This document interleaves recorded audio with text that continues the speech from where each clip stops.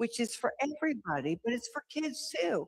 To be able to know, to look at people and to be able to read them in a way that you know if you're possibly in harm's way. It's as simple as that. It's just an awareness. It's just building a muscle to not be like in your own world totally, and just to join the community, your community, wherever you are.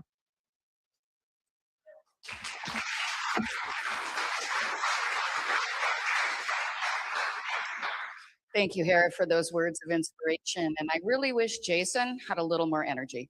Seems kind of low energy today. Okay, our next person on the roster is Hannah, and she's one of the co-founders of Awaken Bold. Elena, sorry. Yes, Elena. And she's going to be coming up to talk to us.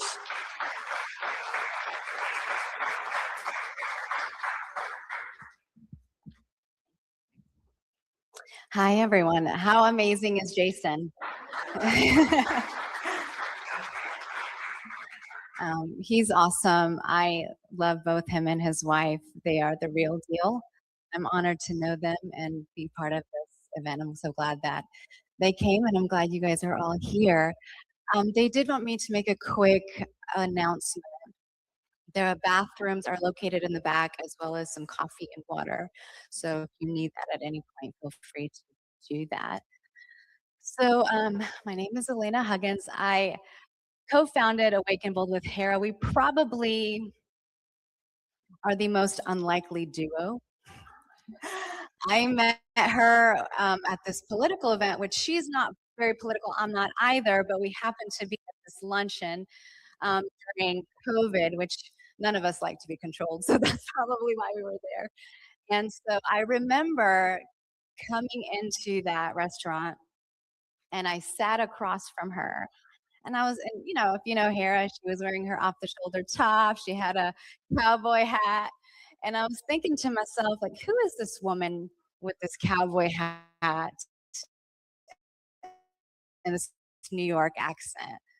And then she was thinking, who is this blonde-eyed Christian preacher girl out there? And we quickly realized how much we had in common. And she had recently found out about human trafficking and found out about trafficking in 2009. And we're going to be friends. And after that, we ended up doing lunches together, all that was going on in the world. And we were really troubled by the silence around it. And we're like, we got to do something. We got to wake people up, you know? And so as the conversation went on, we're like, well, we can't just inform people. We can't just wake them up. We got to empower them. We got to do something more bold. And that's how Awaken Bold came to be. And so since then, it's morphed into this amazing thing. And really, it was just doing what's in our hand. And so that's how we formed that. But just a little bit about myself. I immigrated to the United States in the late 80s, and also I'm an entrepreneur as well, and author, and wrote this book. It's called Untwist Me, and it's a book that I never planned to write, and it's about mental and emotional health, and I believe we often complicate mental and emotional health. And so what I've done in over 20 years, I have worked with trauma victims, with trafficked kids. I have spoken across stages and have been in pastoral care. And there are certain things that I have noticed over the years. And so what I've done with this book is I've taken a lot of the mental and emotional health things and I discuss everything. And I've taken it and I've simplified it because if something is complicated, then we feel powerless. But when we simplify it, we then give power and we can do something about it. So this book is simply biblical, it is medical, and it is scientific. And so I think if you're someone who's going through any mental and emotional issues, or you know someone who is, I believe this book will greatly help you. And actually, I'm going to give this away if anyone wants this. You're welcome to, if anybody wants to.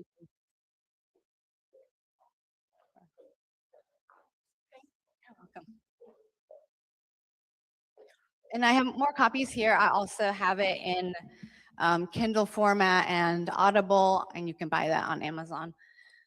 But so yeah, so I've spent a lot of time in this space, and I'm also a mom. I've got two girls.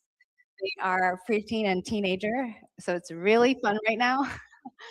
um, I would say probably my greatest work is being a mom. I love my kids so much. I never thought that I even wanted to be a mom. And I will tell you that I have been talking about this issue of human trafficking probably since they were 5, and just allowing them to be super aware of what's going on in the world. And so, having said all of that, I think when it comes to human trafficking, I think like many of you, and even as Jason shared his story, when I first found out about trafficking was back in 2009. I was living in Australia at the time. And I was so shocked that something like that existed in the world. And I didn't sleep for days. And I knew very quickly that I had to do something about it. I couldn't just know this information and be quiet. And so I quickly got involved with an anti trafficking organization that is a massive one right now worldwide. And my role in that organization was I was head of the research department, and my job was to find out why trafficking exists. Why do people, specifically men, but why do they travel to, at that time, this was in 2009, but why were men traveling to Cambodia and Thailand to have sex with little girls? That was my job to find that out. And so as I was researching, I realized that the porn industry was one of the massive culprits to this issue, because with pornography, it's something in us that is never satisfied. People are always searching for novelty.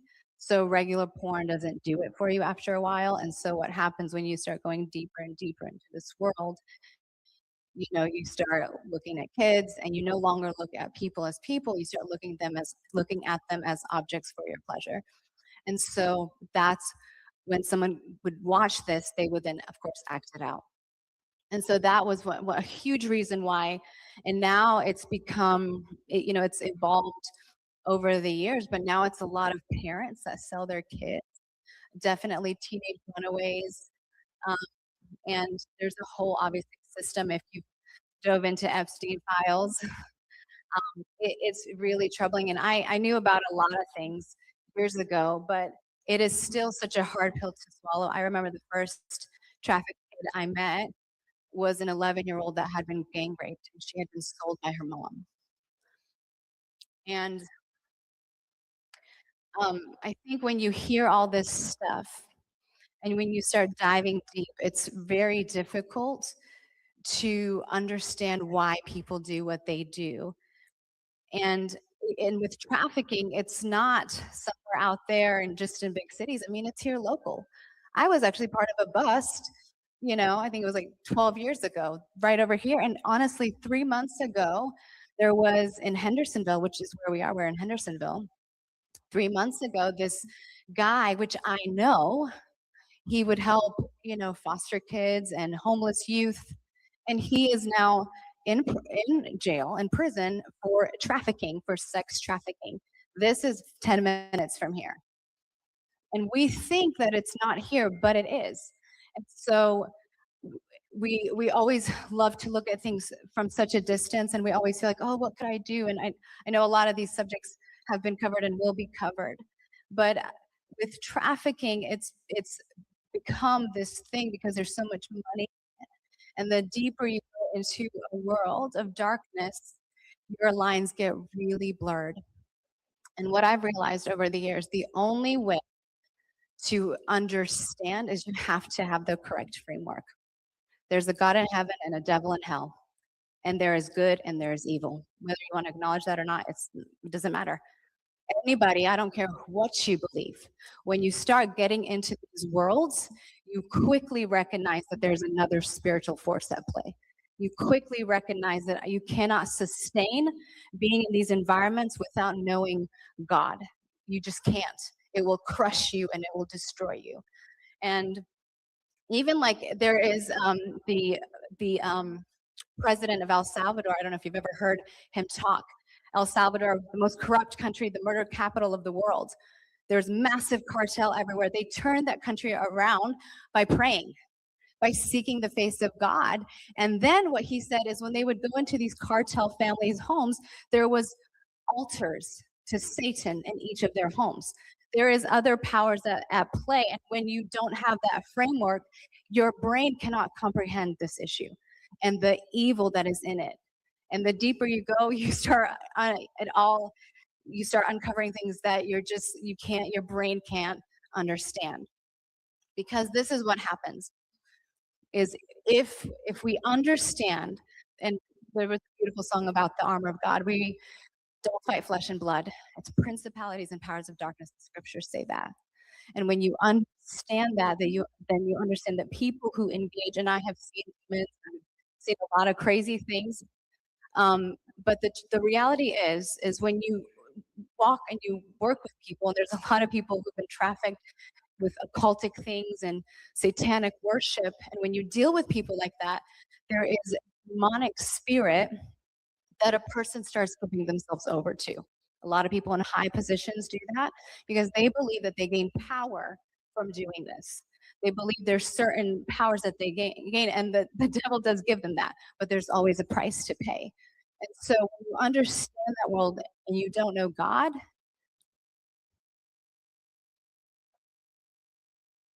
you're not going to be as effective. It's just the truth. So having said that, I just have 3 things that I want to highlight just to help you frame, and I know you're going to hear a lot today. But I would just say this. Number 1, know God and know your Bible. When you know God and you know your Bible, it eliminates your fear. It eliminates you being manipulated and controlled. There was a CIA agent who said that we can mind control anybody, but we can't mind control Christians. Because the Bible tells you a lot and explains a lot of what's going on. And when you know the Word of God, when you know the Bible, you know how all it is. And the thing is, when you truly follow Jesus, not saying you're a Christian, not saying you believe in God, actually the Bible says that the demons say they believe and they tremble. That's not what it is. When you really know God, you live in an audience of one. Like our world, and like Jason talked about, this mask, that's our world. But when you follow Jesus, you stop caring about what people think, and he gives you a boldness and a power because you're just honoring him. So your integrity is intact, mission is right, because you're everything you do is for him. And so the beauty when you know God and you know the scriptures, so many things change. I mean, Russell Brand, Tucker Carlson, Tim Allen from Home Improvement, they started reading the Bible and it blew their mind. That's what happened to me. I was in the pit. Statistically, I should be dead or on drugs. But the only reason I'm not is because I met God. And I started reading the scriptures and it started changing my life. And I started recognizing patterns, understanding what's happening, and it eliminates your fear and it gives you clarity and it keeps you grounded. When you chase this and you chase that belief and you're here and you're all over the place. So when you have that intact, and I know I wasn't planning to talk about this to this level, but I really am pressing this because if you get this, you will get everything else. We're so worried about the solution, but if you don't resolve this, if you don't resolve where you stand here, then you will be crushed by other things. If you resolve this, this will change the game 100%, and it will embolden you. So number 1, know God, know your Bible. It eliminates fear. God will guide you. Like he even shared the story, and this has happened to me so many times where God will speak to me and show me things. And there is things that only God can give you and fill you with that men cannot do for you. And so there's so much amazing things that happen when you align this. So know God, read your Bible. 2, ask questions, be alert, and stay grounded. It's really important that we always have our ears up and our radar high. If something feels off, it probably is. if we're aware of our streets, if we're aware of our environments, like being aware of family dynamics and what's going on, and there's something off, report it. Be aware, be alert, and ask questions. Like I remember when I did my trafficking, when I did the bust, I wasn't planning. I was just driving by and something looked suspicious, and it's like a massage parlor. I went inside and I just acted really ditzy, which was easy to do when you're blonde. And I was like, oh hey, la la la. And so I like went in there. I'm like, oh yeah, this is totally a trafficking ring. You know? And then I ended up like, okay, I'll come back. I'll schedule an appointment. And then I ended up that morning. I was friends with the head of the FBI, and I was like, hey, there's a trafficking ring. I gave her all the information, and she was like, that is so crazy because this morning we had a meeting about that very location. We're already talking about it and scouting it. Thank you for confirming that it is what we thought it was. So being aware, being alert. I was just driving by. It's not my intention to stop, but I was just aware and alert. And then staying grounded. It's really easy to get sidetracked with all the rabbit trails. There's many, there's many layers. Don't let that delude you from the focus. Because if you get caught up in stuff that you don't know for sure, and with human trafficking, it's very sensationalized sometimes. I will say the people who really help victims usually don't talk as much as those who do nothing. Anybody with me? Usually when you're actually doing something, you don't talk about it that much.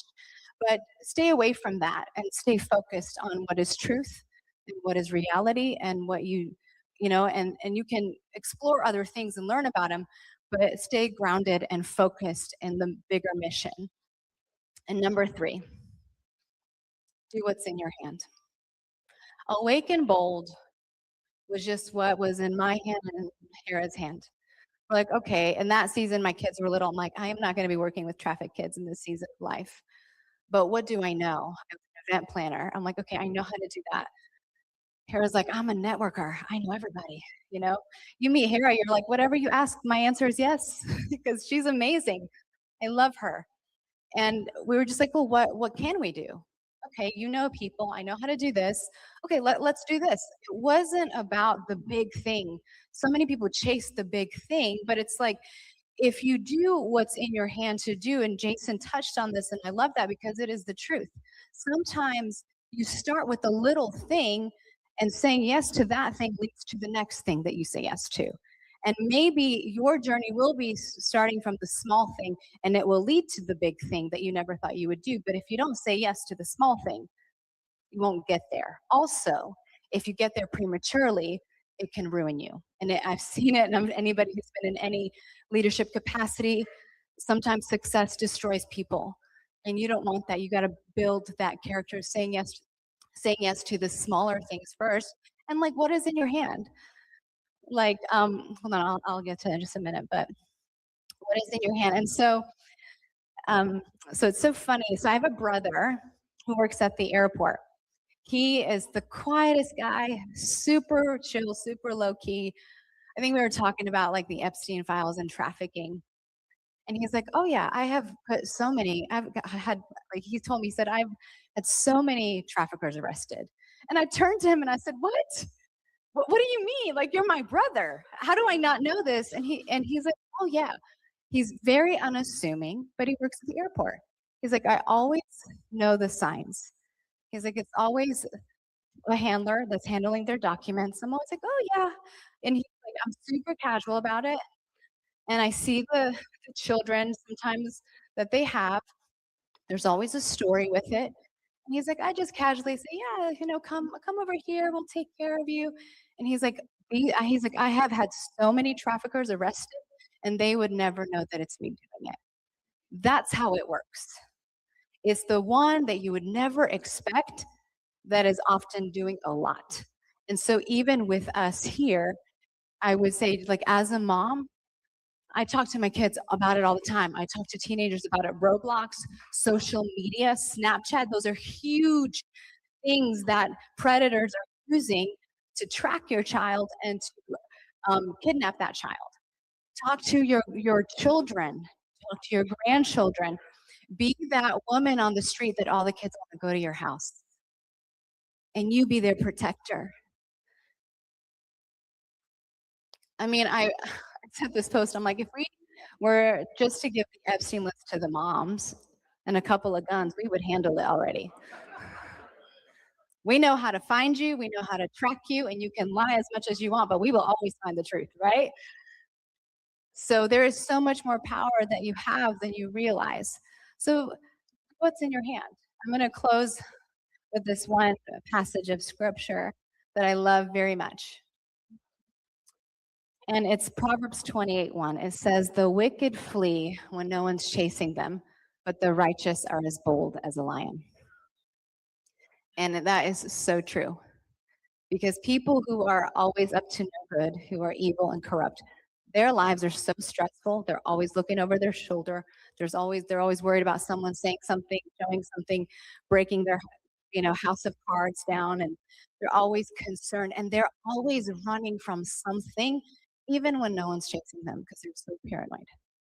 But the righteous, when you're right standing with God, when you're aligned with God, when you're doing what is right on the earth, there's a boldness that comes on you that you don't care. You become like a lion. And when we started Awake and Bold, our symbol was a lion. So that is definitely the truth. So be awake and be bold. So thank you so much.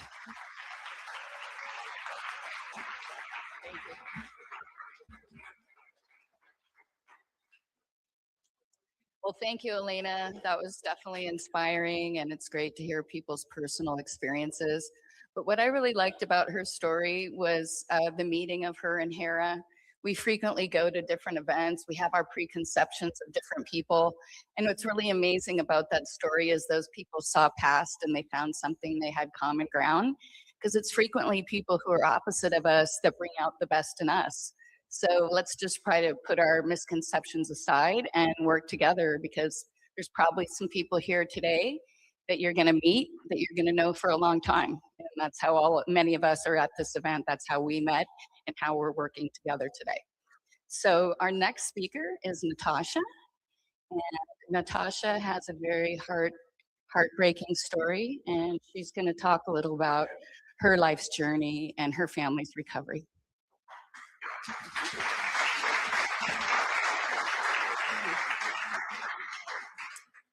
Hey, how's everyone? Kind of bear with me. This is the first time I've been to this capacity to talk about me and my children and our journey. Can you hear me? Okay. I'm Natasha Outlaw. That's my real name. It's not made up. um, I'm halfway good, halfway bad. Depends on who you ask.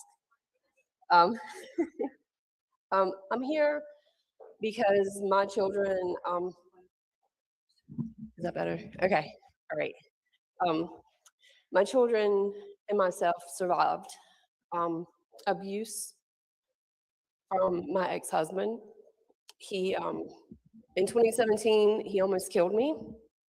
I was, my youngest kid was 3 months old, held me down in the bathroom floor on a drunken drug fuel binge, punched me a lot, choked me. I thought, this is how I'm going to die, and my kids. I didn't die. My oldest kid was home, fought him off of me, and I lived, obviously. But he was abusive for the whole 7 years I was there. When I first met him, he was the knight in shining armor. Not all abusers come in dark clothes, thinking that's trouble. They don't necessarily show up like that. It could be the man next door. It could be the woman next door. In my case, the boy from back east that we had a lot in common. So I thought, I've got notes. I don't want to stop there.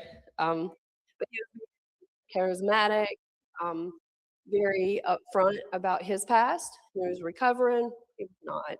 But so we went into a relationship together. 3 months into it, I wound up pregnant with our son. He wasn't supposed to have kids. He wanted to create this life and this family and upgrade me because he came from money. I did not.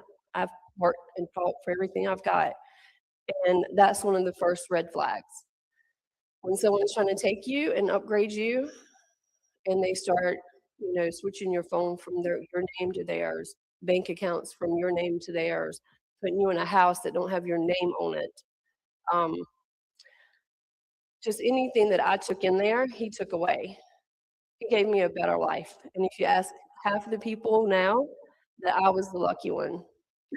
Uh, I was not the lucky one. But fast forward, I got pregnant with my son. I had him in probably around 6 months. Um, maybe a little bit older, old enough to start using an iPad. I would come home and find my child watching pornography at an age where he could not even speak but say mama and dada. And when I confronted my ex, usually I was laying on the floor, beaten bloody because I said something about it. Or he would come back as, oh, I must have left it on the iPad. And what he was doing was grooming my son for what was yet to come. And it's a desensitization, really is what it is. If you expose a kid to pornography, they don't see it as being something that's bad anymore. It's something that's of the norm. So when you start being touched by your parent or a friend's neighbor or your friends or anything like that, you don't think anything about it. It's normal. I watched it on the iPad. These people seem to be having fun. He told me it was supposed to be fun. And I didn't know any of this was happening until many years later. And I'll try to speak very quickly. I'm not sure how much time I have to get to that point. But a lot of fighting. And this went on for years, the pornography. It took him that long, very strategically, to figure out if I expose this little boy to this much pornography. And it's not just your run-of-the-mill pornography. It's kind of like how Elena said. It starts out very basic, but then it gets very graphic. The stuff that I would find on that iPad that my son was watching, even at a year old, was you can't even fathom the stuff at just a fingertips expense on a cell phone or computer. And there's my little boy watching it. So I was trying to get out of the relationship because it was very abusive. He never stopped being very violent. I would wake up being pinned down, face down, arms behind my back, him doing whatever he wanted to do to me. Wasn't allowed to go to the doctor, no matter how bad the beatings or the sexual assault was. And if you're in a relationship or you know someone that's in a relationship, rape is rape. It doesn't matter if you went to that relationship committed. It's your body, and you protect it, and you speak up for it, and what you have to do to get safety. Don't accept things like I did for probably about 7 years. But anyway, I was on my way out, trying to get out of the relationship, and I was working. He was taking the money I had, and then held me down. He was very, very smart the way he thought. He was very keen on my cycles. He knew about the right time to do the right things. So I got pregnant after 2.5 years with my daughter. Beat me in the stomach with a laptop with her. All the time, he's still doing all this stuff, sexualized desensitization to my son. And fast forward, I finally got out of it. And in 21, I was watching one of my best friend's little boys. And all of a sudden, they just kind of cut us off. They didn't have anything to do with us. They wouldn't return my calls. They didn't want to have play dates anymore. And I guess about 4 or 5 months later, she kind of called me and she was like, hey, we're going to have, such and such birthday party. I kind of want y'all to come. So we came. And she pulled me to the side about halfway through that birthday party. And that's the day that my world kind of stopped and shattered. And like all the things I didn't see but saw all kind of came full circle with me. She said, the reason that we quit having contact with you is because my son came forth and told us that your son, while you were watching him, taught him how to do oral sex on him. and that it wasn't that weird when he got him to pull it out, do all this stuff, but it was weird when he made her son put his mouth on my son. I immediately packed my kids up, put them in my car, and I sat there for a minute. It had to be the voice of God, because immediately you're like, you don't know what to do. You're kind of stuck between a rock and a hard place, right? So I sat there calmly and I just say, hey, bud, I need to ask you something. Like, and you're not in trouble and you're very brave, but I really need to know the truth. And at first he denied it, and he denied it. And I was like, so we'll just say M is his friend, just for purposes. So M's not telling me the truth. It's all made up. So I need to go back and talk to his mom. And I think immediately by then I had put his dad in prison because he was going to kill me with a gun. It had nothing to do with the abuse. It had everything to do with something that wasn't related to me, because they didn't care that if he killed me or they hurt me or what he was doing with my son with the pornography. Zero care. But they cared that a felon had a gun. And there he went, 2 years away. But when my son finally put two and two together, that he had no longer had to see this man, you could see that flip in his brain, and the tears came, and he screamed like this primal scream that God did it to me. He made me do it to him. He made me do it to my sister, and he did it to my sister, and it happened a lot, Mommy. And I sat there with that for a second, and I said, I need you to tell me that one more time. Because surely I wasn't hearing what I thought I was hearing, right? That's exactly what I heard. So I got home and I called the police department of the county that I live in, and an investigation started. And then my son, he wrestled, so I talked to his wrestling coach, because at that point I had absolutely nobody in my life. I had very little friends because my ex had run them all off. Nobody wanted to be associated with me because of his drug use and his outlandish ways. I was isolated 100%. And the wrestling coach was the only one that I had at that moment. And we were very brand new into that family. And being a wrestling coach through all of these trainings on things like this, which makes you a reporting entity. And that's exactly what his coach said. I have to report this. I said, by all means, do me that favor, because if it's one voice, two voices, the more I can get, the better off we'll probably be. And he did. An investigation started. The county that I lived in, CPS and DSS got called in. And quite often we always wonder, I know somebody in the audience said, I want to know what the law enforcement is doing to protect the kids. They're working. They're doing it. It's when it hits the court system, in my case, it's where it failed. After like a 1.5 year long investigation, the county that I lived in came back and substantiated that the sexualized abuse happened. My kids went through the forensic interviews. My daughter wouldn't let them anywhere close to be able to be fully looked at during those interviews, which is normal for a kid that's been sexually abused.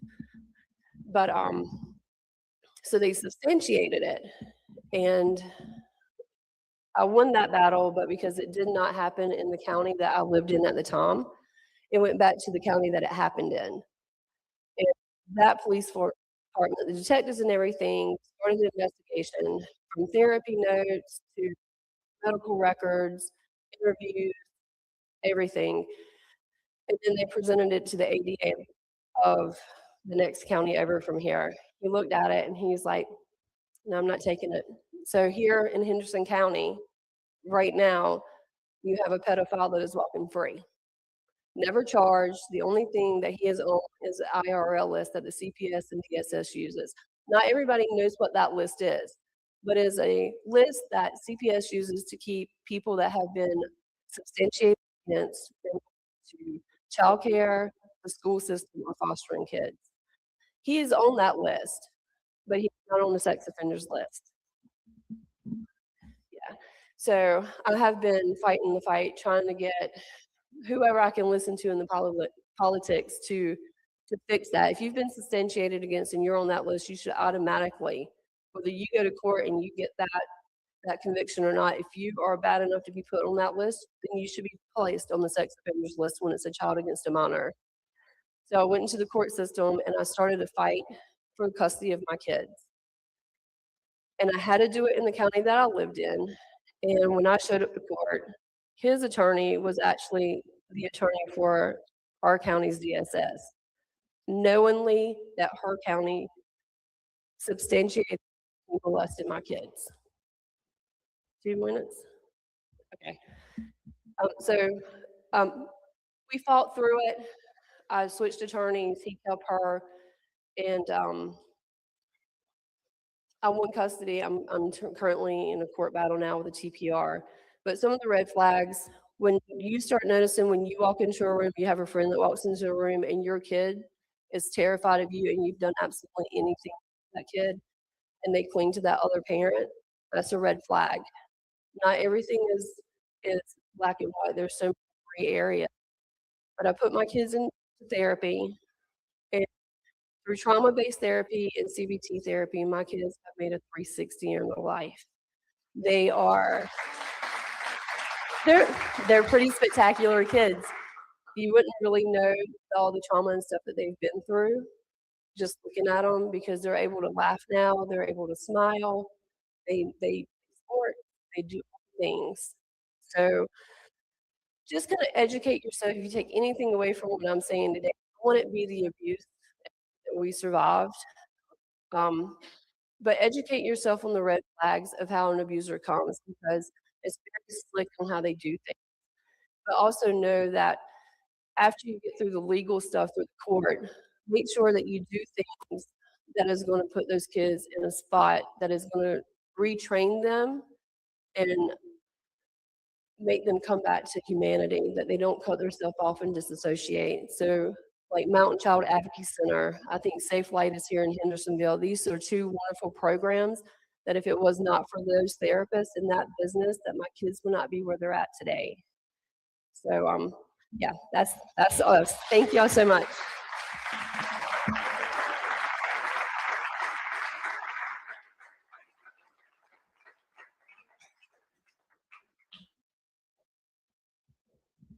Okay, wow.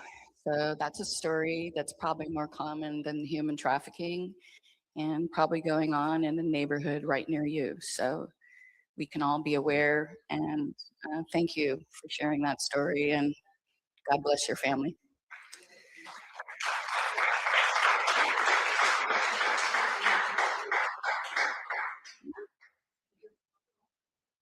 Okay, so our next speaker is Moms for Liberty. Excuse me? I lived in Hendersonville almost 7 years ago. Because I had done such a deep dive, one of the first things I did was go online and see what case files were in, registered case files were in my neighborhood. And within a mile and a half, we had 6. And I had nothing.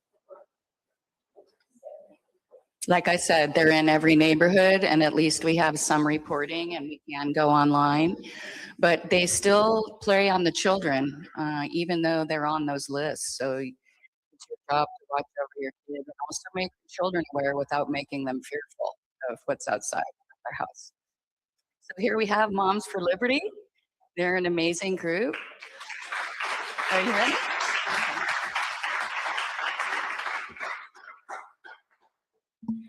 So, good morning. My name is Stacy Metcalf, and I'm vice chair of our local Moms for Liberty chapter, Moms for Liberty in Buncombe County. And so I want to clear the air a little bit because Moms for Liberty really does get a bad rap. I am not a fascist. I am not a neo-Nazi. I am not a book banner. I am also not a national speaker. Just putting that out there. But what I am part of a wonderful group of parents and grandparents, aunts and uncles, just average, ordinary people who have a heart to protect our children, to protect our families, and to protect parental rights at all levels of government. And so our chapter in Buncombe County started in 2023 by Kim Petit, who's in the back. And I joined shortly thereafter. I used to work in Buncombe County schools, and I have a valid, very deep concern about the lack of transparency to parents in our local schools, and especially with regard to gender ideology. So today I would like to reveal just a few of the dark secrets of gender ideology, talk with you about the importance of legislation, and then also provide some practical steps for you to protect your family. And so I would like to begin with a video, and it's of a wonderful mom. Her name is Erin Lee. She's out in Colorado. And I would like for her to share with you her story. Her daughter was secretly groomed at a so-called school art club.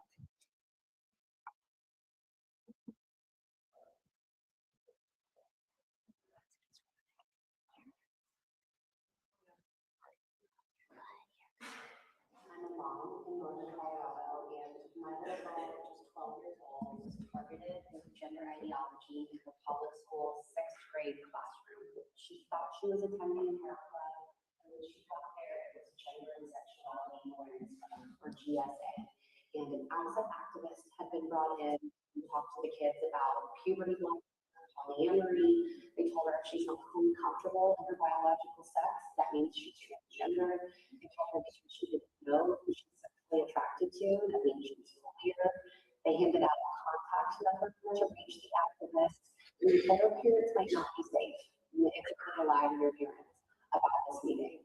Nothing in life prepares you for that moment when your child comes home from a regular Tuesday at school and they're completely confused with transgenderism, which is something we had no knowledge of prior to that day. It was a range of emotions. We were scared, we were angry that this had happened to her, we were sad that she was already in this deep state of confusion, and we hadn't been notified of what was happening. And so we tried to do things the right way. We followed the proper channels, the school and the school board, and we got some answers from them, and got pushback. And all of the avenues that we took led to them being proud of what they had done with it. Unfortunately, gender ideology takes a strong hold of vulnerable children, and she really identified with that transgender label, and it took 9 months to pull her out of the dark. So after the 9 months of dark, clouded confusion had been lifted, and she began to realize what had happened to her, she was angry. We watched the What is a Woman movie, and she said, "Mom, why didn't I understand this was happening to me when it was happening? Like, what can I do to make sure this doesn't happen to other little girls?" And I said, "You let me tell your story." And so it's with her full support that we have been so vocal in public with what happened to us, because we feel an obligation to protect others. I cannot express enough how scary it is to go public with a situation like this that puts you to your own child. And what I've learned is that there are thousands and thousands of parents like me, just in the state of Colorado alone, who've been affected by this agenda, and they're afraid to speak up. So when we went public, of course, there was a lot of hate that came at us. We're called bigots and haters and murderers. But what we found also was there's so many people who care about the issue, and they're appreciative that we're speaking up. Parents' rights are under attack throughout the country, but especially here in Colorado. I feel like we're ground zero for the government taking authority over our children. There are laws in Colorado that were mostly passed in 2019 that really usurp parental rights and enable 12-year-olds and up to be the steward of their own mental health care decisions, that allow therapists to only affirm gender-confused youth. And so when we reached out to doctors, therapists, for what happened to their daughter, made things worse because of these laws and because of the mentality that as parents you must affirm gender, that you are hateful and bigoted and you will harm your child and cause them to be suicidal if you don't go along with the gender. We knew as parents that was not the right answer for our child. We had to stand between this confusion and her well-being. And so we didn't put her out of school. We took the approach of not affirming her male. And we saw it all from church, from family organizations, faith-based. We removed the negative influences in her life and replaced them with positive influences. Because affirming children in this confusion is more harm. So after this happened, I learned how done with her. And I learned that our both of us, you can see their emails, their calendars, what they're doing. And what I found is that there's a deep agenda in mission children. I found a 15-page agenda that has a gender support plan with it. The question is, are the parents supported? If no, how do we accommodate? So their plan is to transition kids and ally to parents right off the bat. When your child suffers gender confusion, the world tells you to go along with it. You must affirm it, or you're a bigot, you're a hater, you're unloving, you're unsupportive. And I've received all of those criticisms. But now on the other side, my daughter, the dark cloud has been lifted, and she's back to her old self, the new, improved, stronger version of herself. I understand that we have to trust our instinct as parents, and the best thing we can do is not lie to our children. My daughter is thriving, has completely desisted the transgender identity. It's been almost 3 years now, and so she's had a lot of time to heal and to reflect on what's happened to her. And she's even in a place now where she has parents to other kids who are going through this. She sees someone who is clearly suffering gender confusion. She'll approach them and pray for them and give them advice, help them get to the root of where the confusion came from, and just share her story of prior to this happening. I would self-describe us as sleepwalking parents, blindly trusting the schools, lazy Christians, and I was raised with ritual relationship. With him, my husband was raised in an almost anti-religious household, and this happened, and the only way to is with his parents. And so our whole family has embraced relationship with him and really grown in our faith. And we all share together, and we're a better family because of it. This is how our children and gender ideology is a spiritual battle.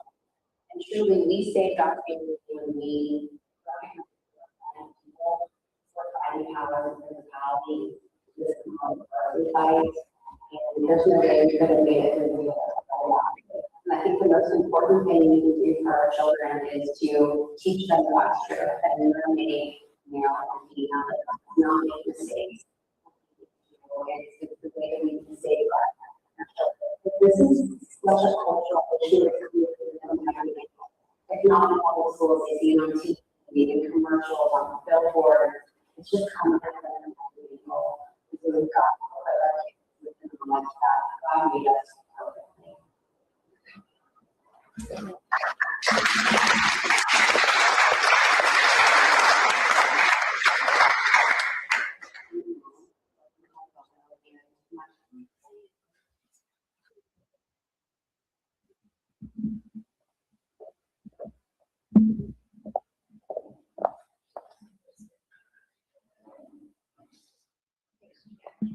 All right, so that we're on the same page. So gender ideology is basically the belief that you can be born in the wrong body.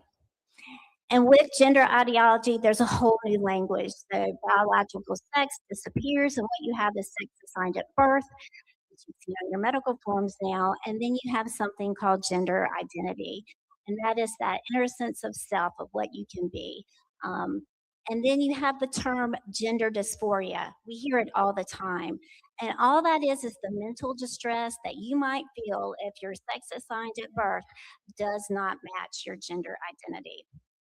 Now, in the English language, guys, gender and sex have always meant the same thing. But there was a divergence with this in the 1950s and 60s.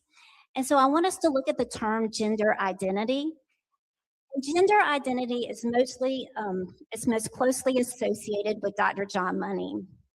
And Dr. John Money believed that biology really didn't matter when it came to gender. What mattered was socialization and the environment at a young age. And so he had this research study done on a set of twins, the Reimer twins, and he touted that this experiment proved his hypothesis that nurturing could overcome nature. And he used this experiment to validate the sex reassignment surgeries for young children for years and years. Well, of course, the light finally shines in the darkness, right? And the truth gets exposed. Years later, we found out that the experiment that he touted as a success was an absolute failure. We also found out he sexually abused the twins in his care. And then what the media doesn't like to talk about is Dr. John Money was publicly pro pedophilia, publicly pro incest. Um, and his friends were actually followers of Alfred Kinsey. And that was the biggest sexual pervert of the 20th century. And that, my friends, is the foundation of gender ideology. So, to treat gender dysphoria, the United States adopted the gender affirming care model. There's many problems with this model. It is not based on the gold standards of science. We still follow it anyway because of the money. And I want to reveal a misconception, and that's about social transitioning. We hear it all the time. Oh, it's harmless calling a child a different name or a different pronoun. It doesn't do anything. Just go along with it. And that is so not true because almost always, and the statistic is almost 100%, those that socially transition over time, those children go to medical transitioning, and that just leads to sterilization. So, and the reason being is you are causing psychological harm. You are creating cognitive dissonance in children when you social transition. You are expecting them to believe two incompatible beliefs at one time, that they can be and not be. They can be a girl and a boy, and it's not logical.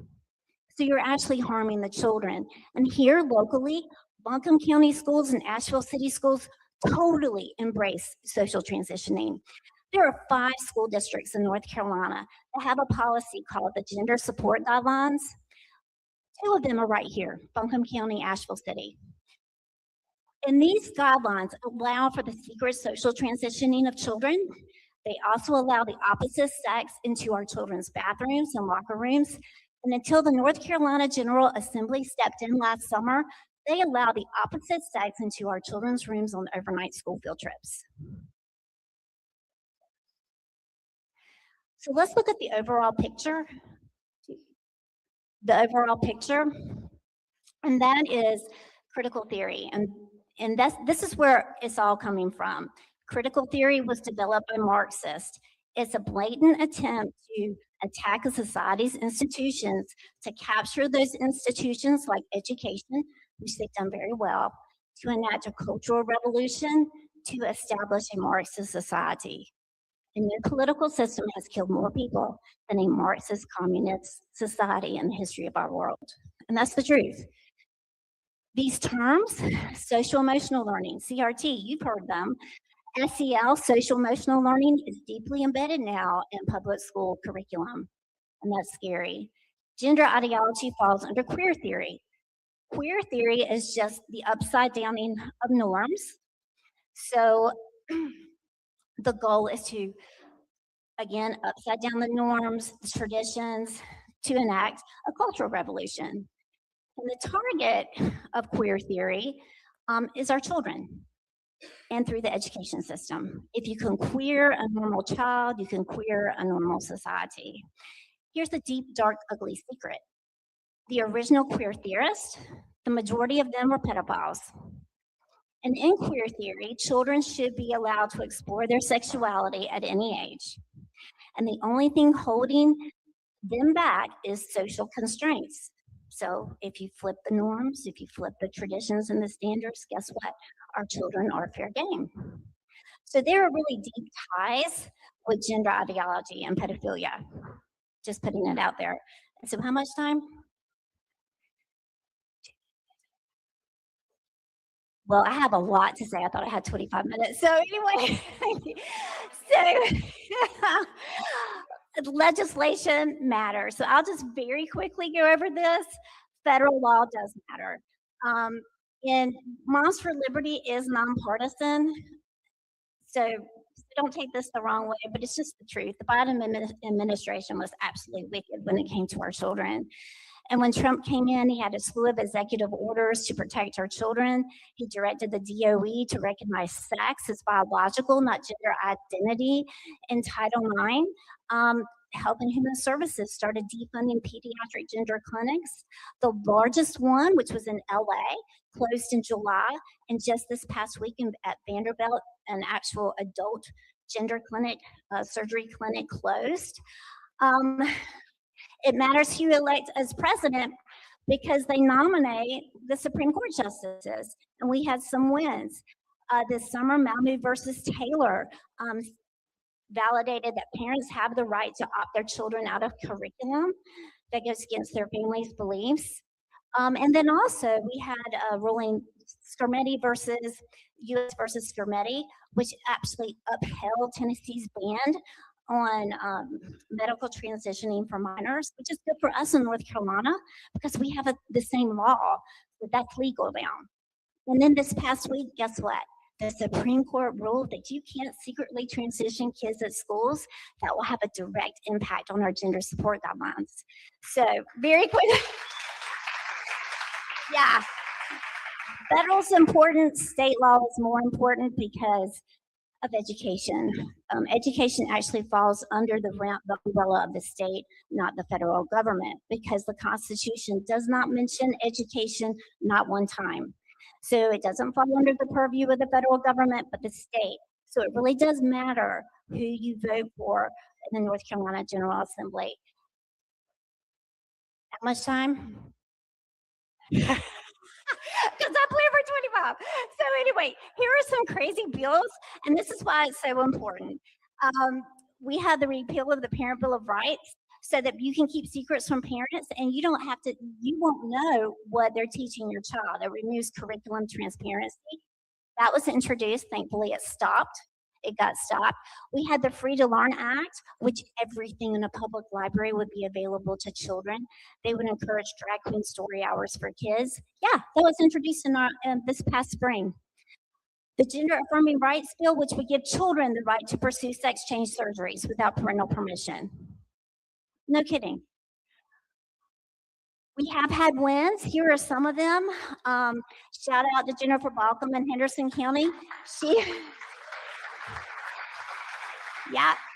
kicked the boys out of our girls' sports in 2023. Then we had the Parents Protection Act, which basically forbids the state from removing children from a family if the family does not affirm the identity. You think that's crazy? It's happening in other states. It's happening. So here's just some. Oh, overnight school field trips, the boys got booted out because of the Prevent Sexual Exploitation of Women and Minors Act. It matters who you elect. And just to give you a heads up, this is Buncombe County. Basically, the majority of them voted against all of these protections for our children. It matters who you vote for. There's some things that we need to get done. We have obscene books. Yeah, they're in the libraries. We need a means to get rid of them better. We also need to get the boys out of the girls' bathrooms. We need to define sex and gender as biological. That would take care of a lot of problems. And then we need to return parental consent to minor medical care. Because did you know that North Carolina has this crazy law that children at any age can consent to medical care for certain conditions? And that includes AIDS, STDs, alcohol, drug abuse. It also includes emotional disturbance, which would be gender dysphoria. It's at any age. And make sure watch who you're voting for your school boards. Our school boards in Buncombe County and Asheville City all vote one way. They have drunk the woke Kool-Aid. They will not step up for our children and protect them, their spaces. They're all in on the gender ideology. Keep these folks in mind if you're in District 5 and 6. In the back, because of time, we have some real practical ways for parents to protect their children. There's 3 right here. If your child or grandchild is in the public school system, talk to us about school-based healthcare centers. Don't participate. Talk to us about the public library student access program. That program gives your child access to every obscene pornographic material in the public library. and submit an opt-out letter to your school. So thank you so much. May I end with a, thank you. I have a, okay, I do have one video I'd love to close with. Oh, come see us. We're having a big event in April. This is a leap of faith for us because we're a small group.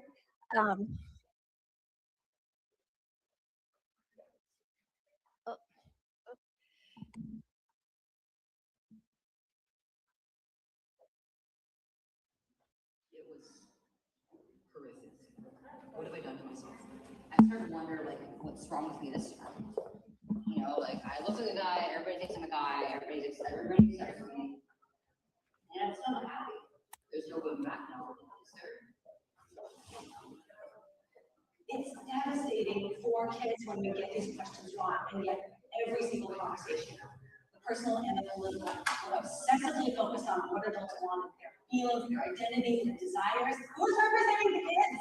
We always think it's who's This is going to cost us something personally, but this is bigger than us. Somebody has to be able to take a stand. We have to be able to debate what's true rather than having that dictated to us by the powers that be. This case represented free speeches for if I lose my license, they can take it. They can take it. But not only that, we have a sense of feminism that's the deal with children. And I was really excited. We all matter.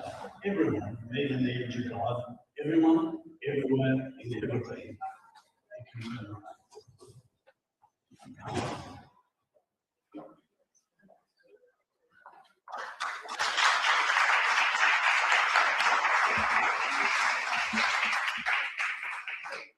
Thank you. That was pretty enlightening. I'm sure a lot of us are wondering where all this is coming from. If you guys would like to look into the United Nations agenda, the founding document is the Lucifer Trust. It's a Marxist organization meant to bring around about the rule of Satan over the planet.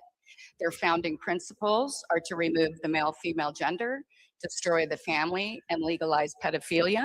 And if you'd like to look up the Lucifer Trust, the founding document of the United Nations, you can confirm everything I just said. So that's where it's coming from, and our government is funding it. So we've got another friend here today, and she's gonna introduce one of our special guests.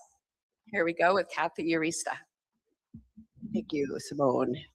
Hi, everybody. And what we just transitioned from around school boards, it's a great segue because our next guest is the nutritional director for the Henderson County Schools, Stephanie Hall. So we'd like to welcome her today. She works very closely with the school board here in this county, so she'll tell you all about that. Thank you for coming.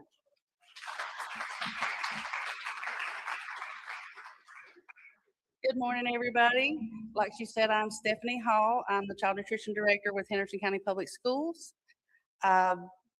One thing you may not know about school lunch ladies, and 90% of us are lunch ladies, your teachers see those children for 180 days every year, and they learn about them.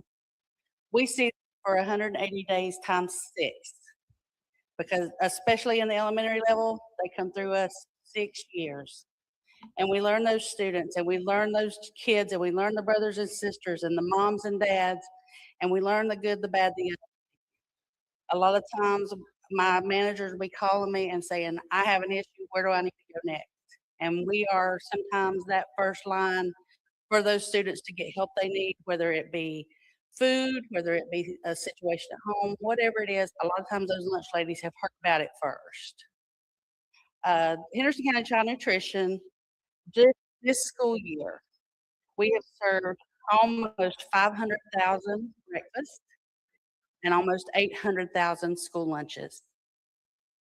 That averages over 4,000 breakfast a day and almost 7,000 lunches every day. We're feeding tummies that aren't getting it at home. We feed them regardless. Once a child comes through our line, they're going to eat that meal that they've picked up. You hear all the horror stories about lunches being thrown away, trays being taken at the end of the line. That is 100% not happening in Henderson County schools. If you get a tray, that's your tray. We will deal with charges with adults because 6-year-olds do not have jobs and they do not have the ability to bring me in their paycheck to pay for their lunches. Our average free and reduced students who qualify for free and reduced meals is 53.13%. Over half of our children qualify for meal benefits assistance. Of that 53%, I did some actual numbers. 5,955 children qualify for free meals in Henderson County. Out of those 5,955, 5,120 of those are on some sort of state assistance in order to have them qualified. So there's steps that we take to make sure that we are able to pull in all of those students who need that assistance. We pull in migrant students. We also pull in our foster children. We make sure that we're able to get those children fed and take the burden off the parents if we're able. Our meals, we provide whole grains. We provide meat alternates that are low fat and lean. We also provide fresh fruit and vegetables on average 2 to 3 times a week with the fresh vegetables. We have a fresh fruit and vegetable program in Henderson County in 7 of our elementary schools that provides a fresh fruit or vegetable snack twice a week to every child in the school. That is through a grant through USDA, and we are so proud to have it. We did find out just last week that 7 schools next year has become 9 schools. Our milk is either low fat or fat free. Our flavored milk is lower sugar. So when you hear about all the bad sugars and everything, we are making those changes every day to make sure the meals that we serve are the most healthy meals your children will receive. In our high schools, we offer what's called second chance breakfast. And all of you night owls who hear that alarm go off and just hit the button and then hit the button and then hit the button, you feel these kids' pain. They come in and they are not ready for breakfast at 8 o'clock, or they're sliding in the door right at the bell. So we came up with a solution. About 9:30, we push carts down the halls at 3 of our high schools, and one of our high schools comes into the cafeteria. Those students get that same breakfast they would have gotten at 8 o'clock in the morning, but they have that opportunity to have breakfast at a time they need it. We also have what's called breakfast in the classroom for our elementary schools.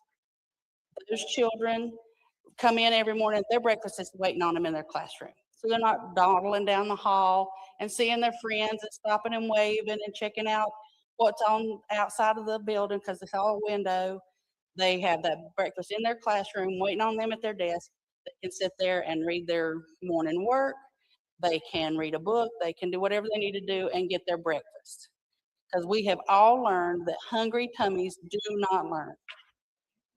When we look at those children, we see behavior issues drop considerably once we get that food in their bellies. I am the proud grandma of one of the hangriest children I've ever met in my life, and he is Jekyll and Hyde from the time he does not have food until the time he has food. So I'm fully aware of that hangry issue, and I would hate to be a teacher with 25 little hangry children. We contract with local farms. We buy our beef from a farm in Fairview. I'm gonna put a plug in, Brasstown Beef. They are wonderful. They work well with us. We've also worked with a company called Apple Brandy Beef out of Asheville. We work with local farmers in order to get our fresh fruits and vegetables in. Right now, across North Carolina, they're serving Henderson County apples. That being said, we do have 51% of our students who eat for free. We also have 49% who do not. And we have families who fall in that gap where they make just too much money to qualify for benefits, but they make just too little money to be able to pay the light bill and the phone bill and the lunch bill. we have a program working. It's going through the Henderson County Education Foundation. It's tentatively called Pay It Forward. We'll be asking for donations to that fund to be able to pay those student charges at the end of the year so that we don't have to be bugging the parents, trying to get this to work out, because there are just times the money's not there. We've all been in a place where there was more weak than money, and we just had to get by. So that will be coming down. We'll be looking for that here in the next few weeks. If you're interested, contact Peggy Marshall at the Henderson County Education Foundation. She is in charge of that, and she'll be working out all the details. Does anybody have any questions? Yes.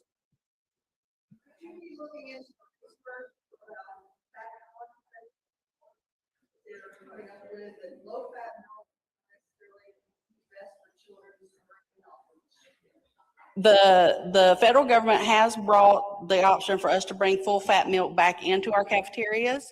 At this time, we've not, and I'm going to be honest with you, we have not had time to stop and look at that. We're running around like crazy people, but that is on our agendas. And should we get the okay from North Carolina DPI, that will be something we'll look into again. I was a lunch lady when we took it away years ago. And I can still remember the little boy fussing at me because we did not have the red milk anymore. Full fat milk came in red cartons, and he was offended that there was no red milk. So we understand. And from one who really likes whole milk better than 2% milk, I'd like to see that come back. Do we have any other questions? Thank you for your time. Thank you for, wait, we got one. Wait.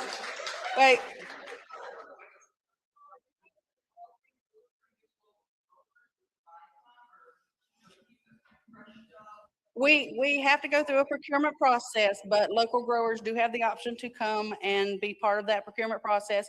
We do have a process called a micro purchase where we're able to do some single purchases from a single entity and bring those in under a certain dollar amount. And we use those. We've bought fresh lettuce. We bought blackberries a couple years ago. It depends on growing season, because normally growing season, harvest season is June and July and the 1st of August, and we're all at home. So we miss out on quite a bit. Any other questions? Thank you so much for having me.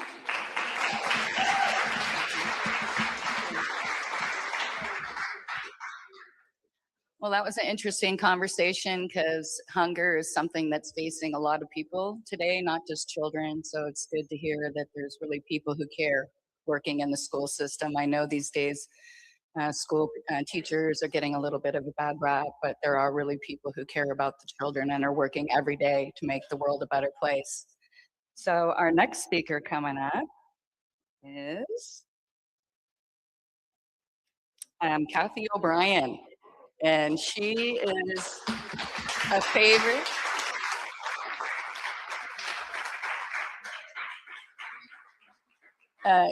Kathy is an MK Ultra mind control survivor, and many people may be aware of the government programs that were brought to the United States by the Nazis after they were extracted from Germany and implemented on our children. So I'll let you tell the story. And we also have another screen that has her other books, because once you learn about these topics, you really want to learn more. And her stories are not about her past, they're also about the future, redemption, and promise and hope for the people who've been through these things. So welcome, Kathy.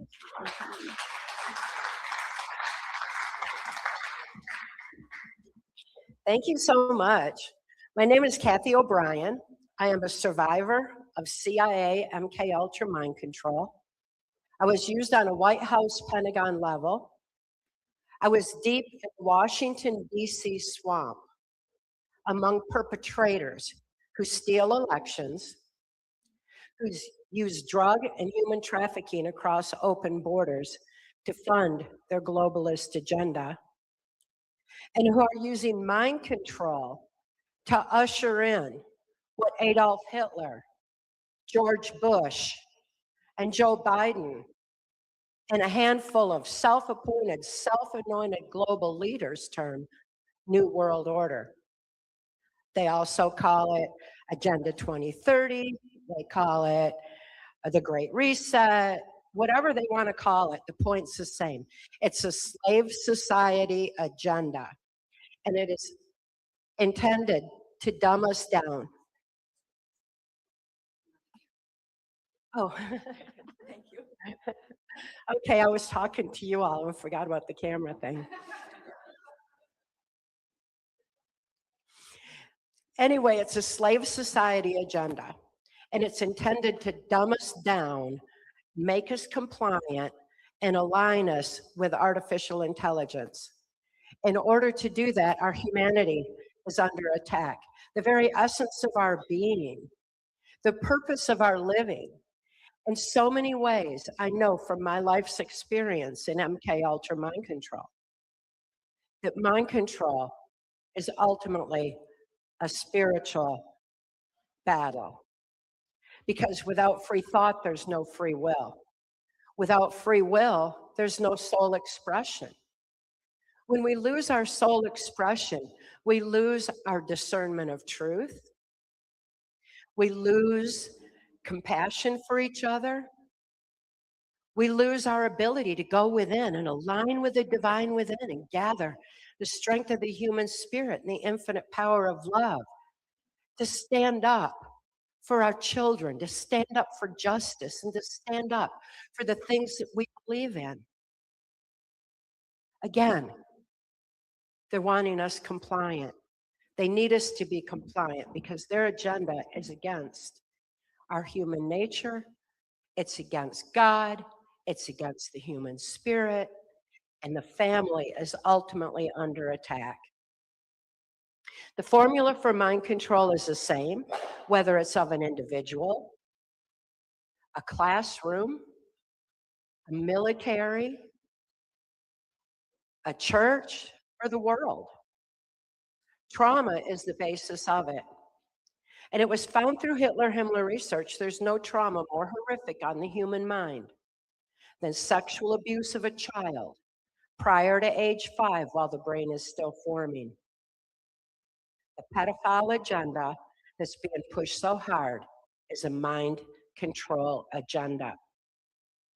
Taking it to the next level, the transgender agenda is a mind control agenda with depopulation intended to stop human procreation.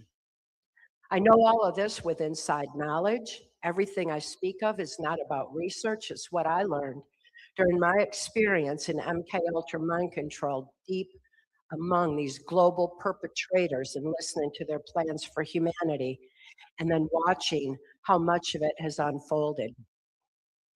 I've waited a lifetime for people to wake up. I've waited a lifetime for opportunities like this, where people get together in their own community and talk to each other eye to eye, heart to heart, soul to soul, and see what they can do to more effectively be the difference that they're wanting to see in the world. It's happening nationwide, it's happening globally. The Great Awakening is real, and what an exciting time to be alive. And after speaking out for over 35 years, it's so good to see people finally ready for solutions and ready to empower themselves to effectively protect our children going forward, because we all know at this point that our children are under attack. We wonder how in the world did child sex trafficking become one of the most lucrative businesses on the planet? It's been growing steadily my whole life, and what we're seeing isn't new.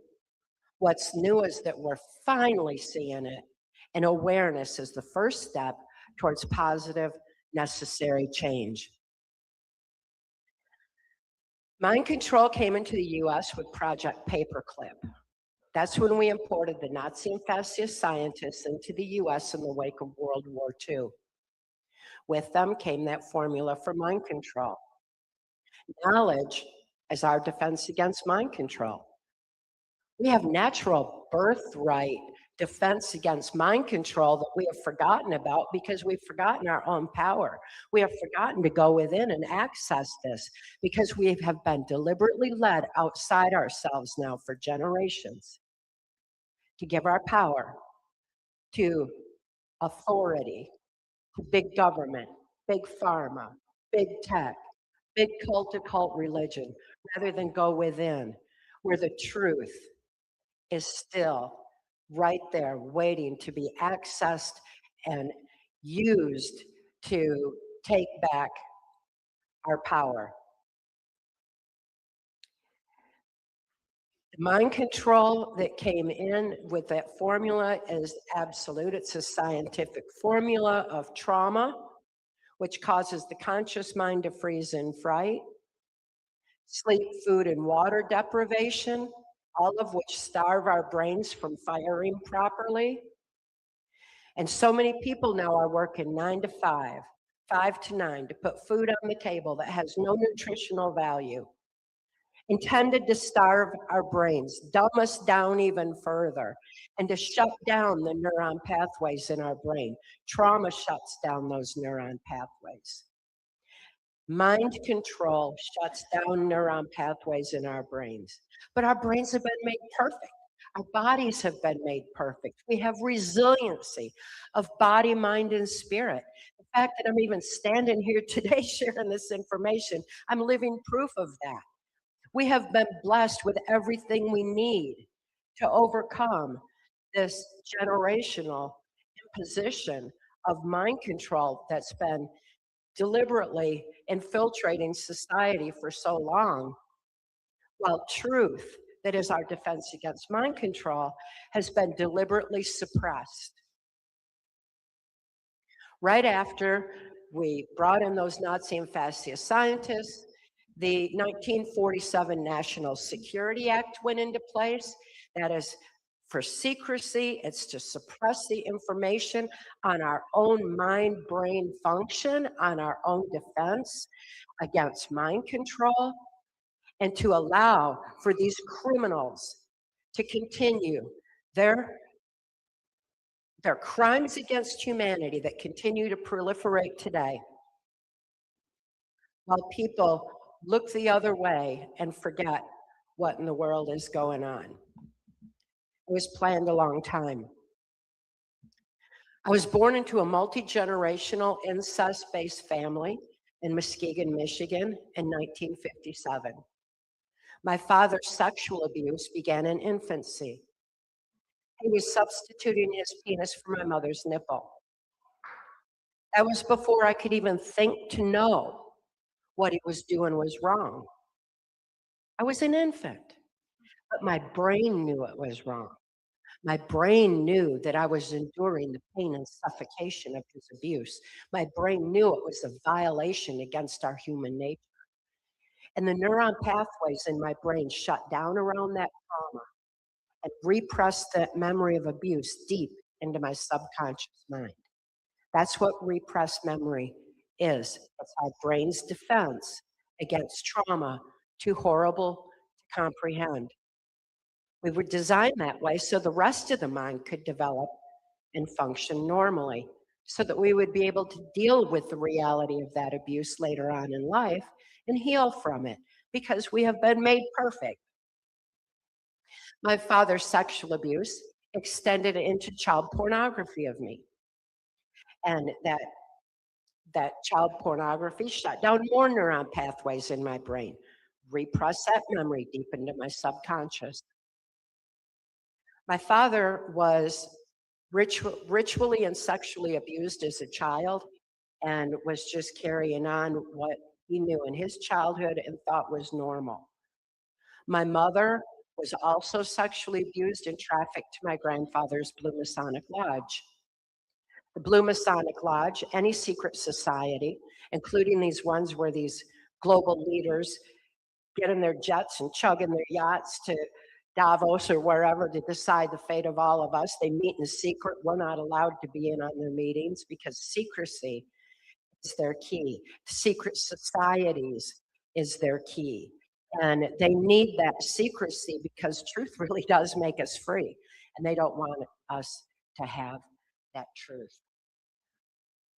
So my father began trafficking me to my grandfather's Blue Masonic Lodge, where all the local politicians, law enforcement hung out, the ones who had the secrets on mind control, the ones who were going to be placed in positions of power and influence to make sure that they were able to start carrying this agenda forth. More neuron pathways in my brain shut down. While I was being trafficked to my grandfather's Blue Masonic Lodge, I wasn't thinking about my father. I couldn't think to, because with neuron pathways shut down and compartmentalized memory occurring in the brain, they used to call it multiple personality disorder. It's not. It's one personality shattered. You know, it's the division of that personality into compartmentalized memory. It's also called dissociative identity disorder, because without any continuity of thought, there's no ability to even understand who you are, why you're here, and there's no ability to think, to bring to mind the abuse. So while I was being trafficked to at my grandfather's Blue Masonic Lodge, I wasn't thinking about my father, and vice versa. And I wasn't thinking about the pornography. I wasn't thinking of any of that. I wasn't thinking about the fact that they were using blackmail videos all the way back then, when they were those big reel-to-reel kind of videos. They were still using those because these perpetrators do not trust each other either. They hold each other by the blackmail, so to speak. We hear about these blackmail vaults. We hear about these blackmail tapes, that Diddy tapes and Epstein files and everything else. This has been going on my whole life. And it's about time that we're finally seeing it. So I was being used in these blackmail videos as a little bitty child. And I was also used in the child pornography. My father was caught sending child pornography of me through the US mail. When he was caught, he was approached by a local politician and told he could receive immunity from prosecution if he would agree to sell me into the CIA's MK Ultra mind control project. Because that mind control, that it's understood that any child that is sexually abused like that will be suffering from that dissociative identity disorder and will not have a continuity of thought and therefore be highly suggestible, easily led, and a prime candidate for mind control. My father agreed to sell me into the project. He received lucrative military contracts for doing it, and the local politician who gave him that immunity was Gerald Ford. That's the same Gerald Ford who went on to become the unelected president of the United States.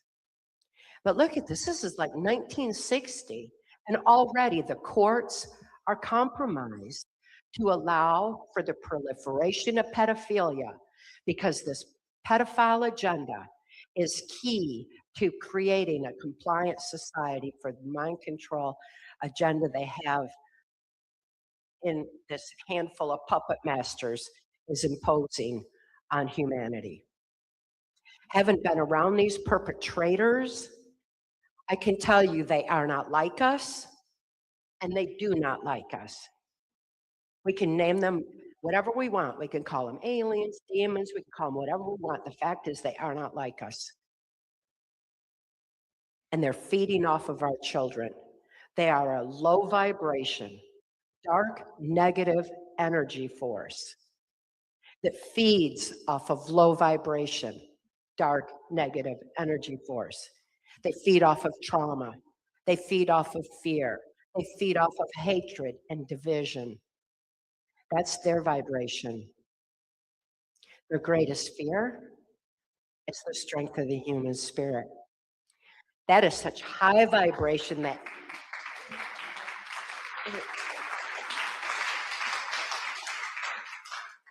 that is such high vibration, they can't touch it. It's above their reach.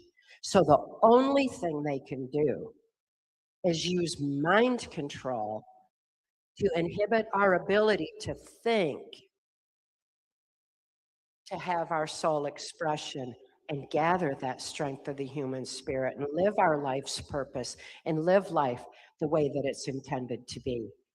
Any level of mind control, any mind manipulation that inhibits our complete free thought, any trauma that we're all experiencing that shuts down neuron pathways in the brain, inhibits our ability to go within, align with the divine, to shine the light and live the love that we are. That's all we need for victory, is to remember who we are and why we're here. Start living that love. Because when we do, it's game over. We win. We're their greatest fear. They can't reach us. That would be like darkness creeping in on light. Instead, our light is shining bright and exposing their dark secrets.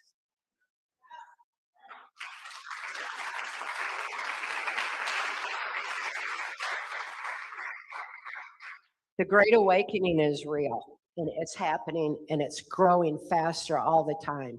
It's really, we've already won, and they just don't know it yet. They're realizing it. They are throwing a tantrum. They're giving it everything they've got, and it's still not working. It's too late. So we've got some real good news here, but boy, do we ever have a mess to clean up. I've seen where the roots of corruption have been planted. After my father sold me into the project, he was flown to Boston, Massachusetts, where he was trained by Cardinal Law. Cardinal Law of the infamous Catholic child abuse scandal. And I'm not saying all Catholics are bad at all. Some of my best friends are Catholic, doing everything they can to clean up the mess in their church. All of our churches have been infiltrated. Everything sacred has been infiltrated. So, you know, when I say that about the Catholics, I'm telling you my life's experience. So my father was flown to Boston, Massachusetts, and trained by Cardinal Law as how to manipulate my subconscious mind, because our subconscious mind doesn't think the same way. Without a conscious mind filter, our subconscious just takes information in. If we're experiencing trauma and being distracted, and the conscious mind is not in play, the subconscious just takes information in with no question, just lets all that information in, and then the subconscious mind drives our thoughts and our actions in the future. We should be having neuro-linguistic programming, NLP, being taught in every school in the nation. Understanding that will let us know how we're manipulated by politicians, how we're manipulated by media's repetitive narrative. Repetition is the most basic form of mind control. Everyone experienced mind control. 2020, when mind control masked as a virus, was unleashed on the global population. How many times did you hear mask up, social distance, get the injection? It was everywhere we went. It was everything we saw. And it programmed the subconscious mind, while the conscious mind was frozen in fright, like, oh, we're all gonna die, or grandma's gonna die if you don't do this. What did we do to our children? Absolutely horrific what was done. They were so traumatized, they ended up with an identity disorder, not a gender disorder like it was deliberately redefined. The gender disorder redefinition was deliberate and intended as a depopulation agenda for this transgender movement. And parents aren't buying into it like they thought they would. They thought after conditioning parents for generations they would, but they didn't. It didn't work quite that way.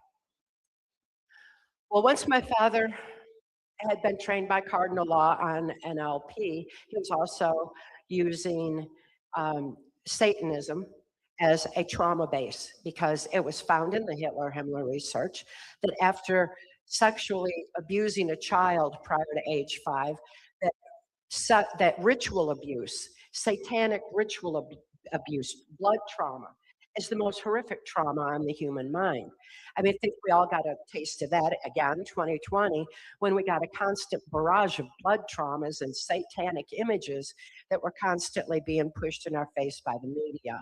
And that is to create The conscious mind, again, freezing in fright, so the subconscious mind is easily programmed and led to do exactly what it's being told to do.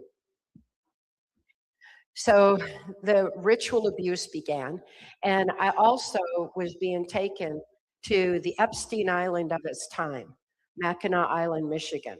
That's where the governor's mansion is located. That's where these global leaders would get together and meet. It's where they would discuss the fate of humanity, how they were going to infiltrate the school systems, how they were going to infiltrate the churches, and I saw a lot of that being put into place. The Catholic aspect in my church where the ritual abuse was occurring, the Jesuits were absolutely aligned with the CIA for MK Ultra mind control purposes, because the Jesuits had long since learned the effects of trauma on the human mind through the Spanish Inquisition and the Crusades. And those wars, the spoils of those wars were the children. The Catholic orphanages were born, and they found those children are very compliant, easily led to be brought up into the church to promote, to continue the pedophilia, the pedophile agenda, and so it went from there. It was also my experience that the videos that were being made in Mackinac Island, Michigan, were of a high level of politicians on a global level that were actively involved in this. Pierre Trudeau sexually assaulted me when I was 9 years old, and I was sexually assaulted by other leaders there, and I would meet who would become my owner in MK Ultra Mind Control when I was 13 years old, U.S. Senator Robert C. Byrd. These videotapes, my uncle, Bob Tanis, was part of the Air Force, and he was literally flying these blackmail videos to the Vatican blackmail vault. He was a Jesuit himself. And so we've got a very criminal faction within that church that has to be held accountable. There's, we listened to Archbishop Vigano, he's exposing it fully. We listen to people like Mary Flynn O'Neill, who's doing everything she can, exposing it. And there's so many that are exposing the criminal activity that's been going on for so long, because it's all part of this globalist slave society agenda.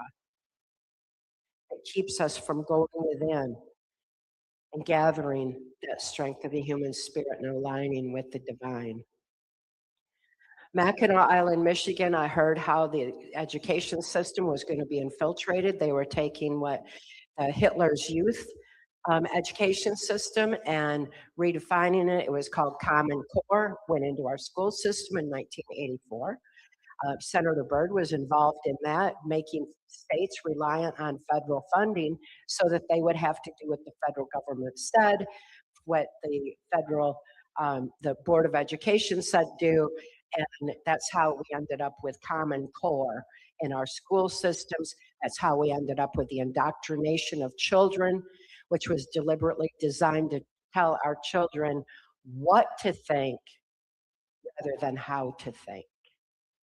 They need to know how to think again and to be able to use their beautiful brains. We all need to use our brilliant minds and expand our thinking beyond what we think we know, because we need to know our knowledge base has been deliberately altered for a long, long time for this agenda. So after the Mackinac Island, Michigan, Senator Byrd decided that I needed to be programmed for high-level operations. He decided who I would be prostituted to, what black ops I would be used in, which was the drug and human trafficking across open borders.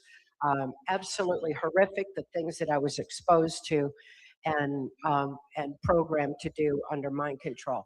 My programmer was Lieutenant Colonel Michael Aquino, the founder of the occult temple is Set, and the one who was involved in the Presidio daycare scandal and wrote the book Mind War.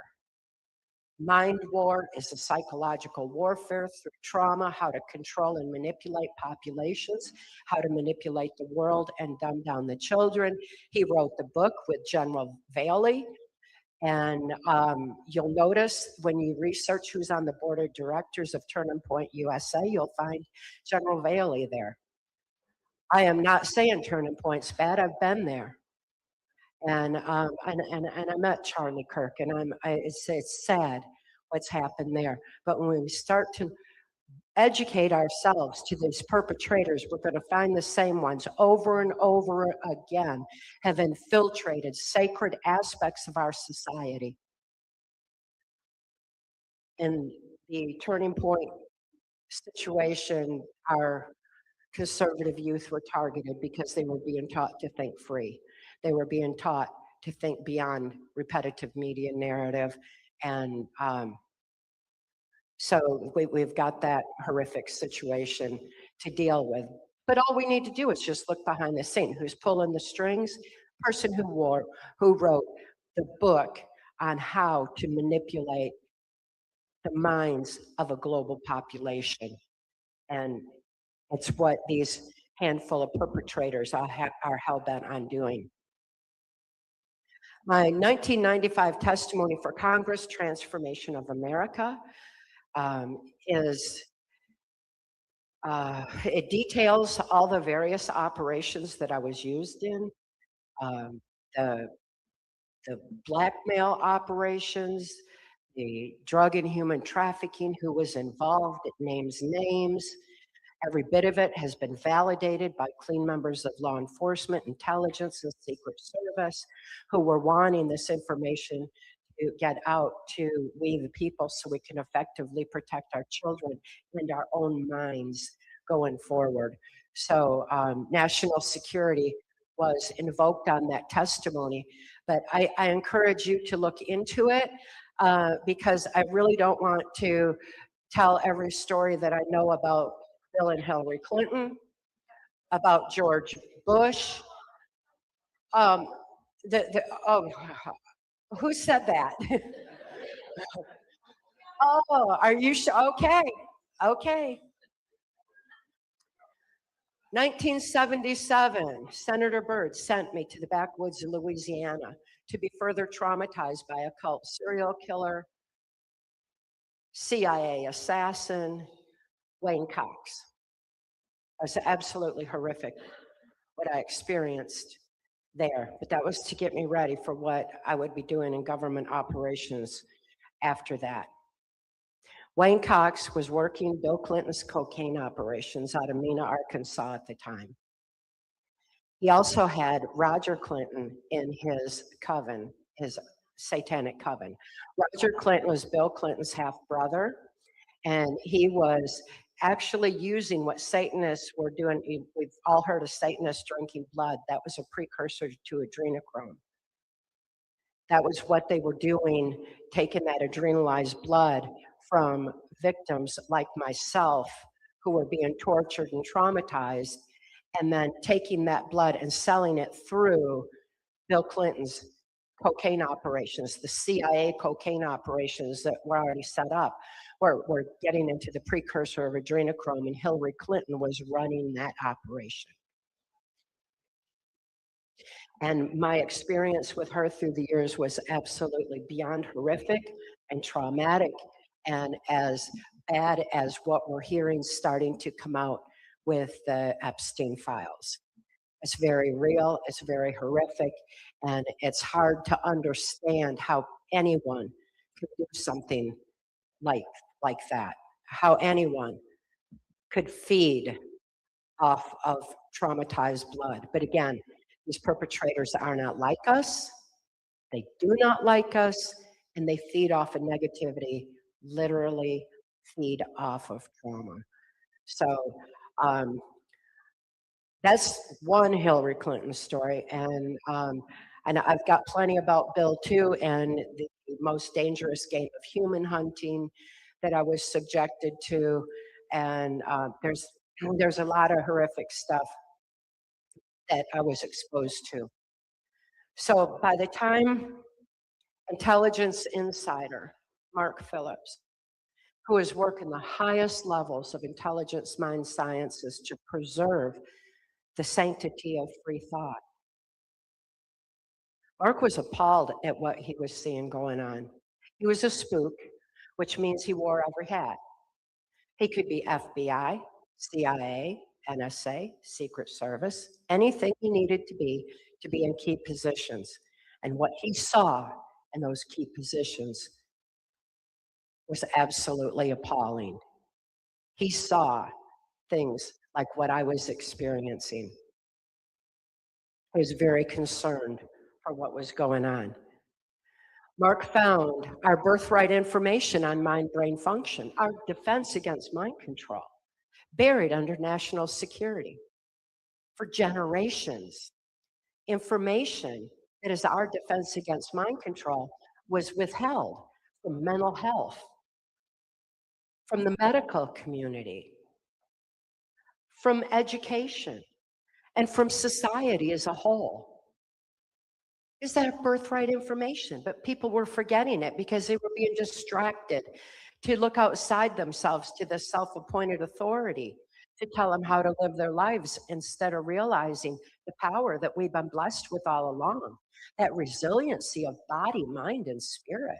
The fact that we have these amazing immune systems and don't need big pharma to impose their nonsense on us while they make money off it. No, we have it all. We have been blessed with it all. That information was buried under national security. Mark could not release that information because he was bound by laws of sedition. So he was getting angrier and angrier at what he saw going on.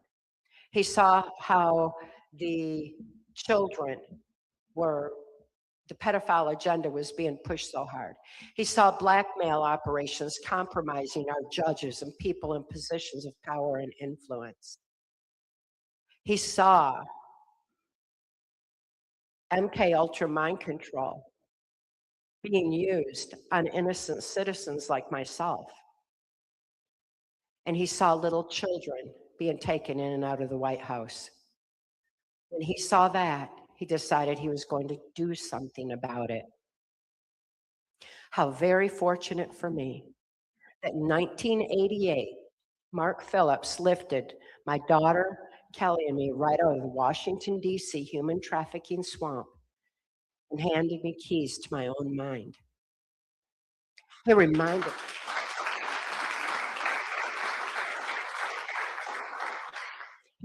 me of my birthright to heal.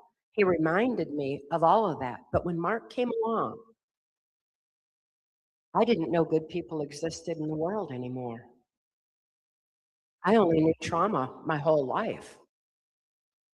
And when Mark came along, I couldn't think to trust him. But because I had been traumatized so much and I didn't have any free thought of my own, had no ability to consciously think for myself at all, my brain was like blasted into primitive parts of my brain, like telepathy, heightened intuition, the ability to foresee the future, remote viewing, the ability that we're hearing more and more about happens that these traumatized children have been studied for because the trauma blasts into these primitive parts. Well, it's our brains. We don't have to have trauma to access it. It's right there for all of us. We have these heightened capabilities to sense who is good and who is bad, who's telling the truth, who is lying. We just forget to rely on these senses and develop them anymore because we've been let outside ourselves for so long by the so-called authority. Well, these heightened senses that I had great rapport with my animals. The place where my daughter and I were being kept, our handler, was extremely torturous. He made sure we were in the key places at key times for further abuse, whether it was in Washington, D.C. at the White House, it was in the Caribbean where Epstein Island was being set up through the Organization of American States, whether it was the Haitian operations, whatever. Mark had come in and knew that our animals were being abused by our handler too. Because people who abuse children abuse animals. and vice versa. So when Mark came in, he rescued our cows and horses and guineas and chickens and dogs and cats and everything on the farm that we had seen abused. And it was so exciting to see our animals being helped. And it was something that my daughter and I both were very, very grateful for. But I still couldn't think to trust Mark until I had a horse that I was so telepathically connected with that she would come up to me anytime I needed to ride across the farm. She would just stand in front of me and I would get on, no horse, no saddle, no bridle, no words, just all telepathy. She'd take me where I needed to go, bring me back. And that was just my natural communication and interaction with this horse. If my handler was around, that horse would bolt. She would run as far and fast as she could to get away from him. Well, when Mark came to rescue Kelly and me and our animals, my horse walked right up to Mark, looked him in the eyes, and loaded herself on the horse trailer.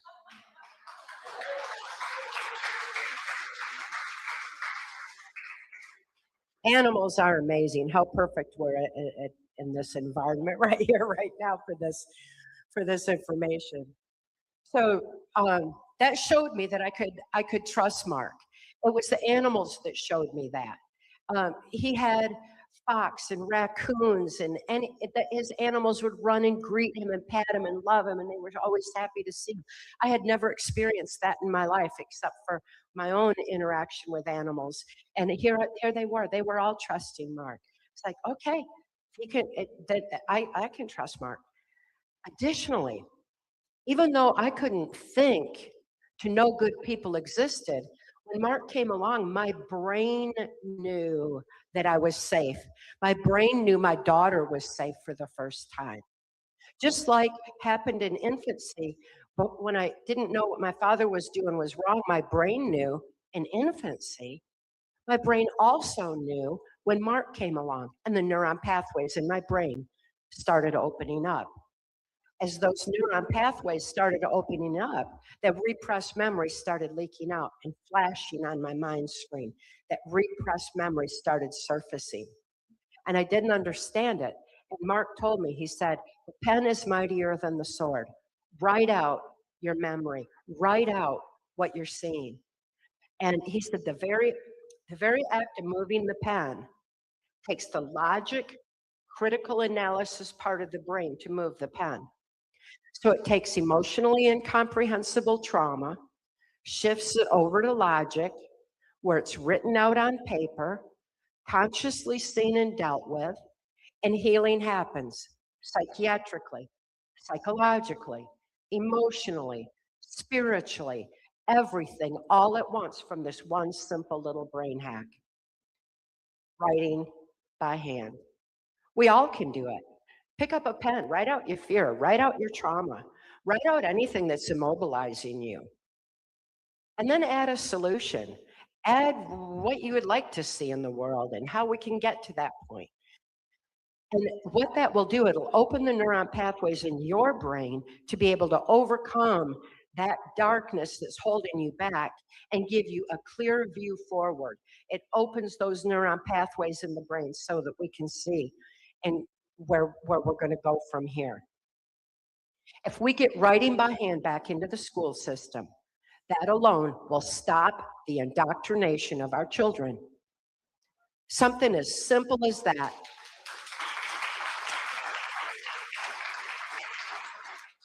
They knew that. That's why they put computerization and keyboard, typing on a keyboard and twiddling thumbs on a cell phone do not do the same thing that moving that pen does. So that's just an important brain hack. So I began writing out my memory. As quickly as I wrote it out, he handed it to his friends in intelligence and in law enforcement. We had a hero back then, William Von Raab, head of US Customs. William Von Raab was doing everything he could to tell people about drug and human trafficking across open borders, tell them about mind control, to tell them about the globalist agenda. But the media was shutting him down and wouldn't give him voice and only mocked him and did a character assassination on him like they do President Trump. But William Von Raab still did everything he could to make that difference. He was in the position that Tom Homan is today. And he had as much compassion for the children as Tom Homan does. I've met Tom Homan, and he's genuine, he's sincere, and he's very, very loving. And last time I saw him, he hugged me with tears just running down his face, saying, when President Trump gets back in, I promise you we are going to close this border once and for all.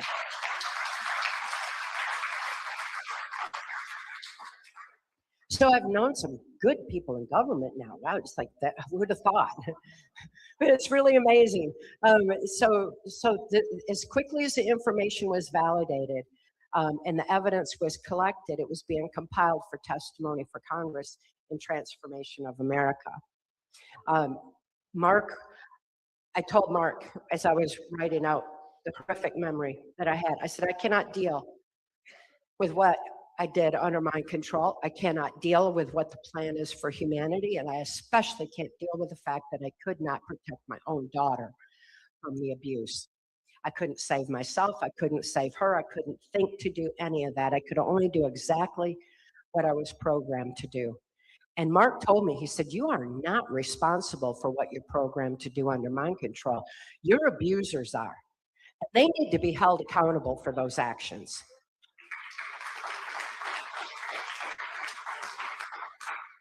What humanity was programmed to do under mind control masked as a virus, we know who needs to be held accountable for those actions, and we need to see some justice in this world. We do. Anyway, Mark told me that now that I am aware, I am responsible for all my actions going forward. And I thought, wow. Okay, I'm going to make sure that everything I do is out of love, out of truth, and true to soul. It's all going to be that, not any outside influence at all. But I still didn't really know who I was. I knew that I loved Mark. I mean, he was really handsome. He was a hero. He was everything anybody could want. Animals loved him. Of course I loved him. He wouldn't have anything to do with me. He said, you got to heal first. You have to know who you are to have anything to give in a relationship. So I healed as fast as I could. And I was hurrying. But I still had to find out who I am. And I couldn't get that from daily affirmations or outside input. And people were saying, well, you got to love yourself. Like, really? You know, nothing I told myself was going to make that happen. So I went deep inside to the base core energy of my being. I aligned with the divine within. And I found that energy is love. So I thought, okay, I'll just live the love I am. That's easier than trying to love myself. So I decided I would live the love I am and do everything out of love. And that's exactly what I have done ever since. My daughter Kelly was medically kidnapped 1 year after Mark rescued us. She was medically kidnapped out of a hospital by so-called Child Protective Services and put into the very system that I saw being corrupted and set up by Senator Byrd through his office in the FBI building in Washington, D.C. He had an office in the Hoover building to set up the National Center for Missing and Exploited Children and to set up the FBI as a catch-net operation for child sex trafficking ops and human trafficking operations. I saw all that being set up, and then I saw my own daughter being thrust into it. 1990, I was speaking out on her behalf, trying to raise awareness and free her from the system. 1990, people didn't have a point of reference for understanding what mind control is about, what human trafficking was, what child sex trafficking was. None of that. But people were beginning to wake up because they already were seeing how their children were being indoctrinated in the school system to accept globalism instead of our constitutional values of freedom and justice for all. People were seeing infiltrations into their churches and their communities. They were seeing corruption in government. They were seeing that the elections were rigged and that no matter what they did, the same people kept getting into office. How did that happen? because electronic voting machines have been rigged since their inception. They came into being in the wake of the Kennedy assassination, which traumatized the whole nation. While the whole nation was traumatized, that's when those voting machines came in. They were Diebold at first, follow the money, goes right to Bush and Cheney back in those days to make sure that these perpetrators were put in key positions of power and influence to further the globalist agenda. That's what electronic voting machines are for. Very fortunately for all of us, we overrode that rigged electronic algorithm 2016. Because as Mark and I began speaking out on my daughter Kelly's behalf, we saw a great awakening happening and sweeping the nation.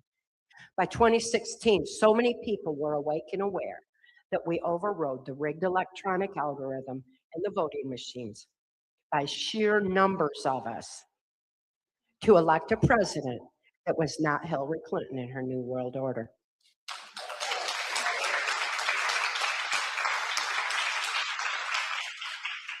They weren't expecting that. We saw Hillary's face. No.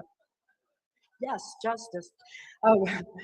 So we've got to understand that there are good people in positions that are doing all they can to raise awareness, wake people up, show them the swamp in Washington, D.C., show them that one person can't drain that swamp from the top down. It's up to each and every one of us to drain it from the bottom up. So as I was waking up to the reality of good people in this world, good people in government, to the reality that humanity has the victory within, realizing the strength of the human spirit, the infinite power of love, remembering fully that no matter how I was tortured, my spirit was always in a safe, loving space, always protected. Who we are inside is divinely protected.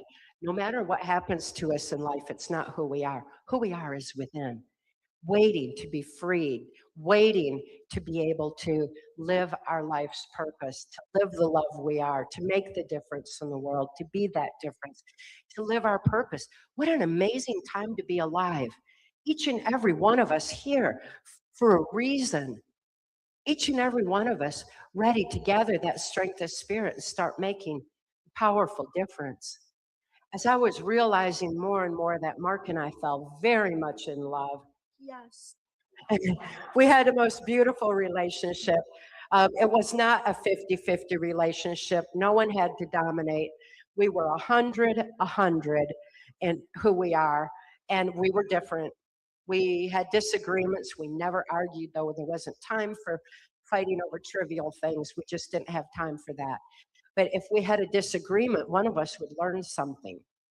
And that was a wonderful thing to get to be. And besides, the differences we were perfect balance. Mark thought everybody in the whole world should be have as much fortitude as he had and integrity as he had, whereas I understood people were on their own learning path and that they were getting there and they were doing all they could along the way. So I had more understanding and compassion and patience, and was actually moved by people who didn't want to believe because they're so pure and innocent they couldn't believe that we share this planet with such a dark negative energy force. So we were a great balance for each other. Differences are good. They don't have to divide. They can bring us together stronger than ever when we live our purpose, when we realize that we have the victory within us. This is our time. This is our time to shine. This is our time to live, love. We naturally unite when we remember who we are and why we're here. And the children need us to do that now. They cannot wait for this system to clean up. It's so corrupted. The roots of corruption are deep. My book, Access Denied for Reasons of National Security, shows where those roots of corruption are, how Mark and I made it through the corrupted justice and mental health system and survived to become whistleblowers what doors we were able to kick down, what difference we were able to make for my daughter's sake. My daughter is the most beautiful example of the strength of the human spirit and the infinite power of love, the resiliency that we've all been blessed with. She went from a lifetime in MK Ultra, where she was 2 years old, standing at attention in the White House, to then being brought back into the whole trafficking system through Child Protective Services. And still, that 1 year that she had with Mark and me, new freedom, new love, new animals, new trust, that was enough for her to be able to make it through that system. And she is, she lives the love she is. She lives true to soul. She's brilliant. Her mind is genius. And she and I are very, very close. We share a great relationship, and it's so fun to be that close with someone that you've been through so much with. And we don't focus on our victimhood. We don't focus on what should have been, could have been. We focus on having the wisdom to be able to look through the eyes of truth, knowing what we know, to understand and see what in the world is really going on these days. We're watching a kaleidoscope of change. We don't snap judge over here and snap judge over there. We're looking beyond and seeing a bigger picture. We're seeing what it takes for a president to, like Donald Trump, to take all those bullets and arrows to stand up for us and wake us up.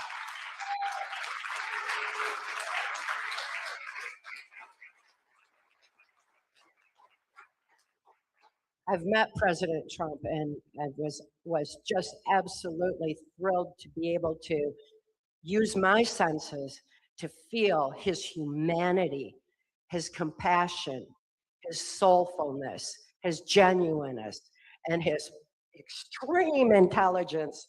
It was just like, wow, okay, exactly what we need in that position to help wake up humanity. What's being done for humanity is more important than anything politics could ever do.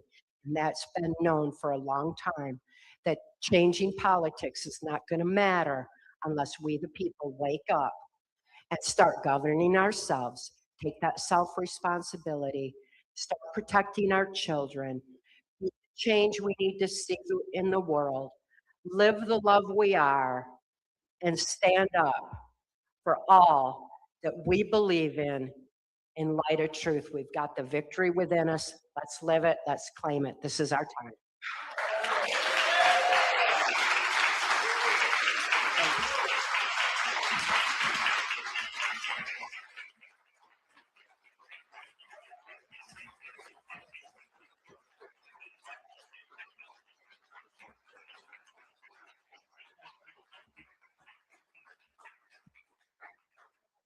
All right, everybody, that was a pretty powerful life. Oh, sure, I thought we were going to do those tomorrow. Okay. Do we have more time? Come on up. I'm sure people have plenty of questions. I was just going to mention the actual word government is derived from the Latin word mesemporium, and that means mind control. I was thinking we'd do questions and answers tomorrow and talk a little bit more about what people all over the country are doing to make and be that difference and stuff like that. But now is good. We got more time. I was concerned everybody was needing to get up out of their chair for a minute. Do we have questions then? Yes. My name's Lita, and we're friends on X. I've been following you. You Oh, follow yeah, me. okay. I have two questions. One is, and I don't mean this to be rude, but how is it that you and Mark survived? Why didn't they come after you and kill you? Because we know they do that. And my second question is, recently it was said that you mentioned about tapes being flown to the Vatican. Yes. And recently this week, we're hearing that everything in the archives there is being burned. Yes. And I wonder if you could speak about that. Yeah. Thank you. Yeah. Thank you. Yeah, that concerns me deeply that the archives at the Vatican were closed, but it's just proof they're scared, they're needing to hide deeper, because there's so much truth coming out. Mark and I walked a very fine legal line in order to survive. And I've just I've got a healing trilogy. One, PTSD Time to Heal, which is the healing methods Mark taught me. He couldn't release the information, but I could. It was my experience to heal with that information. And I'm not bound by laws of sedition. The CIA is not claiming me, so so I released it. It's in book form. It's a little tiny workbook. It's not about me, it's about all of us. And I've got another one, how I triggered my own memory and resolutions. And above all, I've got my book I just released, brand new back there, Align with the Divine. It's about when we align with the divine within and we live in harmony with a bigger picture and we're in that flow, what miracles unfold and what we can accomplish. It's nothing short of a miracle that I am alive, that I survived my MK Ultra ordeal, that I survived whistleblowing, that I'm standing here today. And I am so grateful for every moment of every day that I am here. And it's such a celebration in that regard.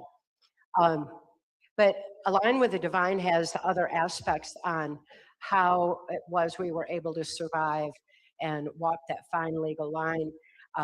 Access denied for reasons of national security details that fully our journey through that system, what we were able to do. Ultimately, there are many good people in government. There are many good people in high positions of intelligence globally. There are many people who oppose this dark plan. They do not want humanity enslaved. There are many good people in power who know that the victory has already been won.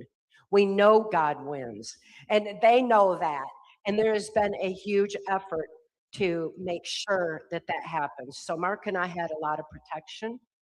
We also had when the National Security Act was invoked on my 1995 testimony for Congress, that put these abusers like the Clintons on notice that that they were to stand down, and that if we spoke only of what the information was, it's been validated. So walking that fine legal line has allowed for me to survive to this point. Mark passed away in 2017. His life was interrupted, and yet at the same time, it was fulfilled in knowing that so many of us were awake and aware that we overrode the rigged electronic algorithm in the voting machine. And he knew that was a turning point for humanity, that we were on our road to victory from that point going forward. The Great Awakening was happening. So he did have that fulfillment. And when he passed away, I chose to honor him with every step that I take, every breath that I take, to stand strong with what he taught me for healing, and honor him every step of the way, to be able to bring our shared life's purpose forward and bring the healing information out now while people are needing it most, because people are ready for it on a global scale. And I'm still here. And hopefully, I'll be here as long as it takes to continue to get the information out. But it has not been easy, and it's been very difficult, especially with no finances. They drained his bank accounts as soon as he rescued me, so that we would have to take on a global government without any money at all.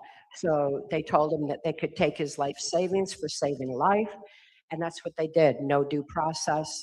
And he had $3 million in his bank account in 1988 that he earned in service to all of us. But that was taken, and it really made it harder. It's been a journey to reach this point, and I just feel divinely blessed to even be here and sharing this information.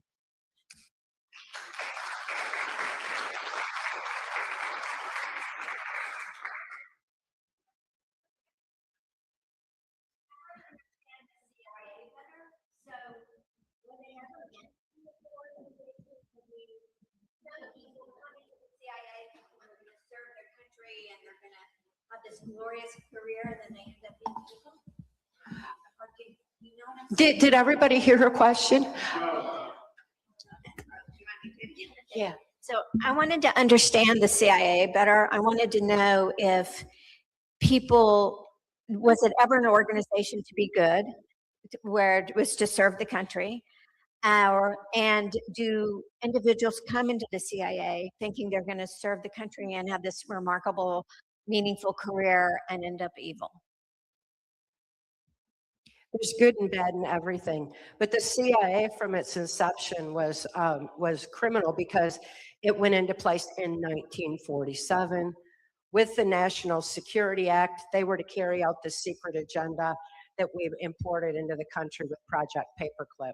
So it was bad from the get-go, but it doesn't mean there weren't good people in it, and that there aren't good people in it today, because there are. There's good people in everything doing the best they can.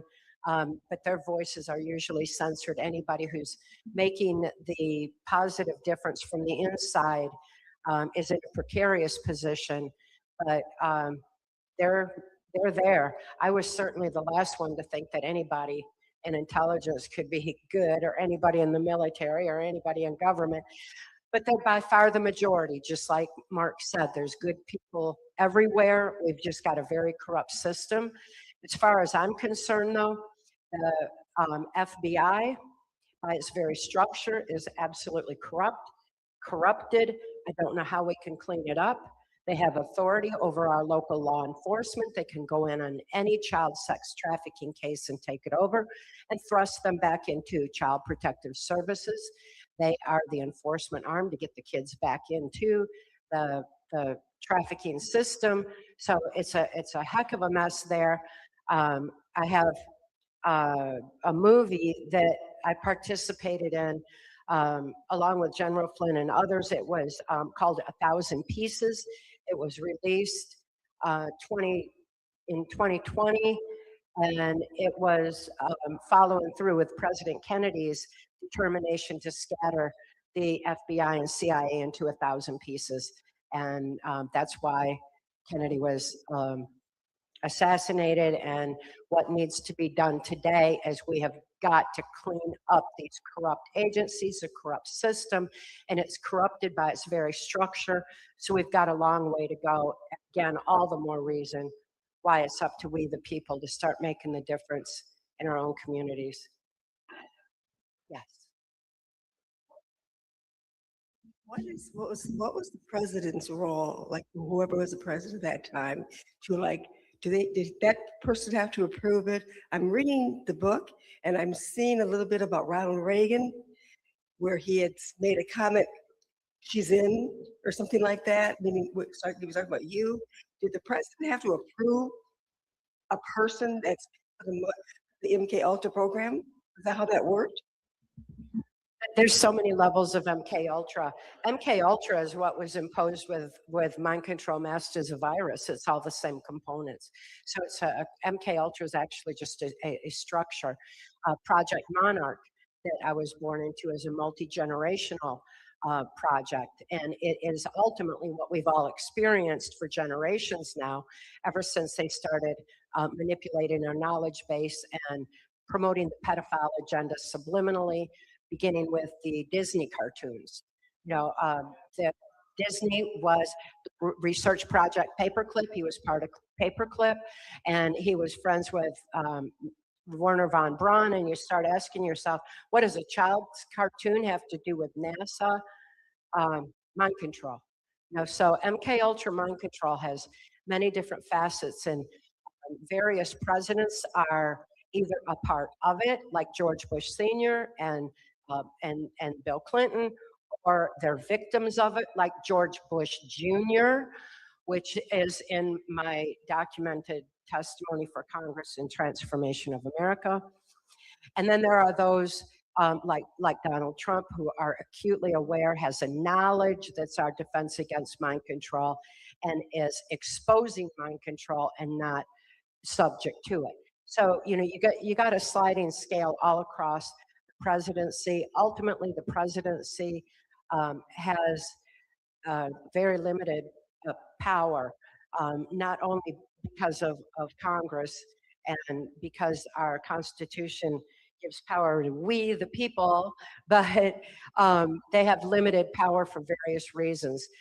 Reagan was not cooperating with the New World Order, which is why they tried to assassinate him. They took over his administration. George Bush and Dick Cheney ran Reagan's administration after the assassination attempt. So that was an extreme trauma that where MK Ultra was used on him.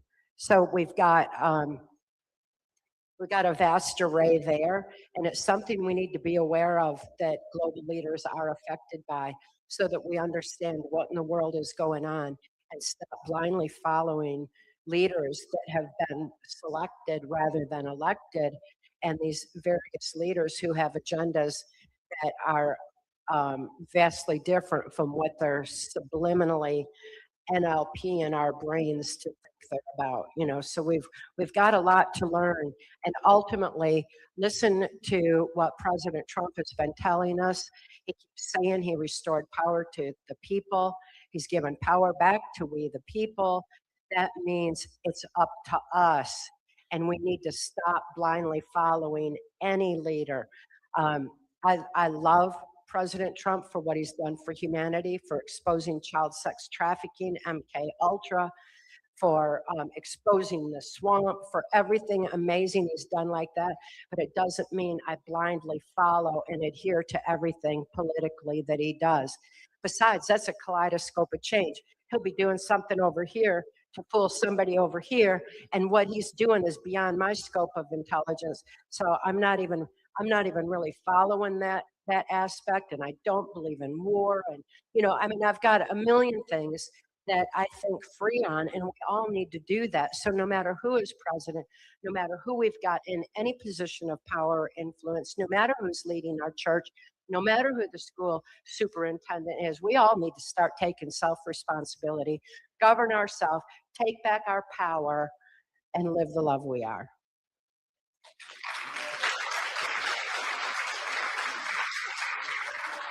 Are we done? One more? Okay, then we'll do more tomorrow too. Yes.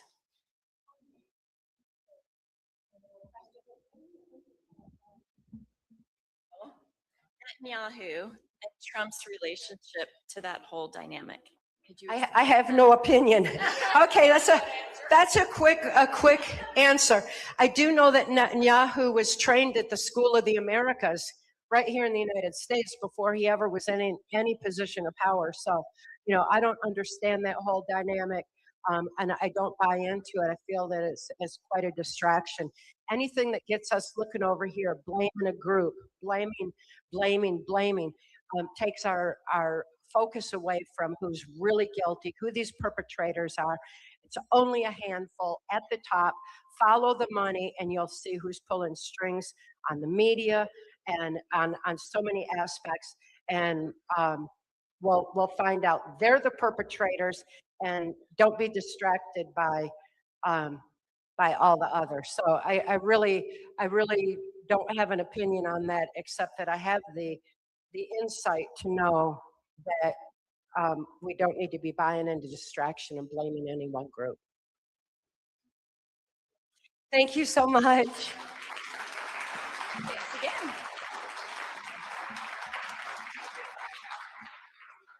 All right, well, pretty amazing stuff that she shared with us today. I think it's opened a lot of people's eyes, and it's also kind of explained to us what the Jeffrey Epstein operations of blackmail, extortion, and child trafficking is, the core of it really is. So we're going to take a break now for lunch. There's bathrooms in the back. There's coffee and water in the back. So we're going to come back. I think we're just going to take a half hour so we can get back to our speakers. So we look forward to seeing you then. I believe they have it set up right back there. Yeah. I got it set up right back there. They've been working on it while we're. All the speakers' lunches are in the back. Okay. And what about the regular lunches that people buy? That's what I thought too. Oh, you look really pretty in that color. That really is the color for you. You got a little bit of a tan too. Yeah. Yeah. Did you go somewhere? Yeah. Oh, you're just in your yard. Yeah. Exactly.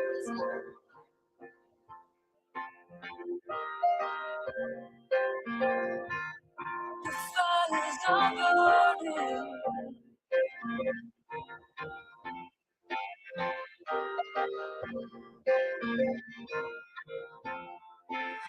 Reach for me like the petals of the rose, bloom in its season, gentle and slow.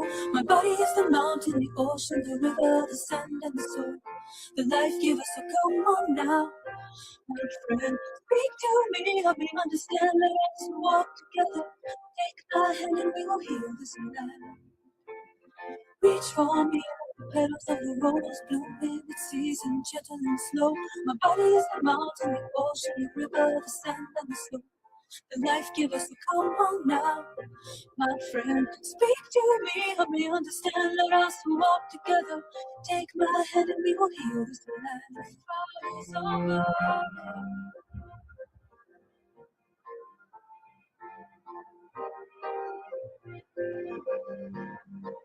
Fires are burning.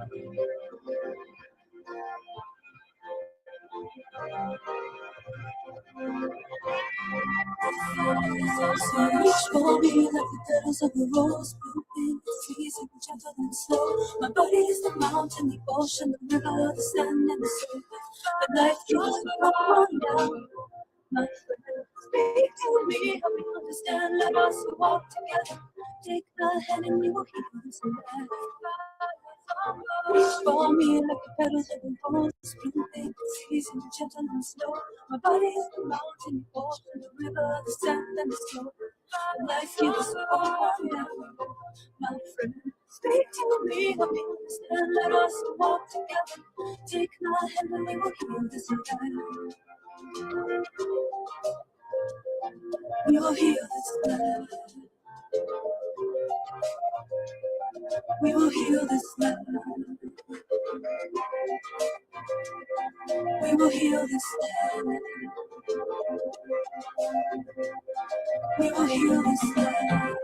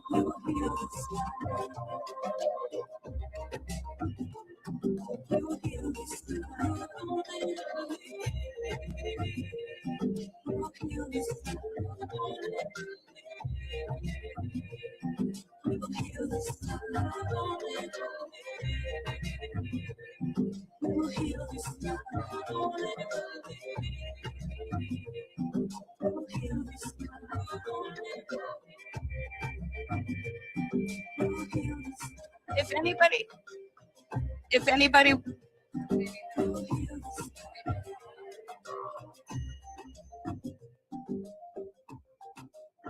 say lunch is,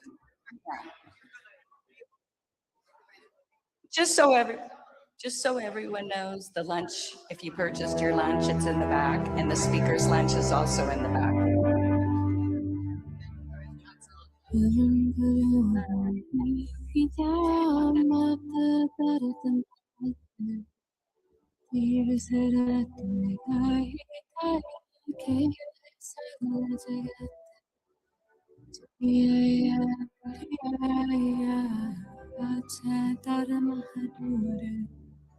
Karmiya po apni kain ke ture.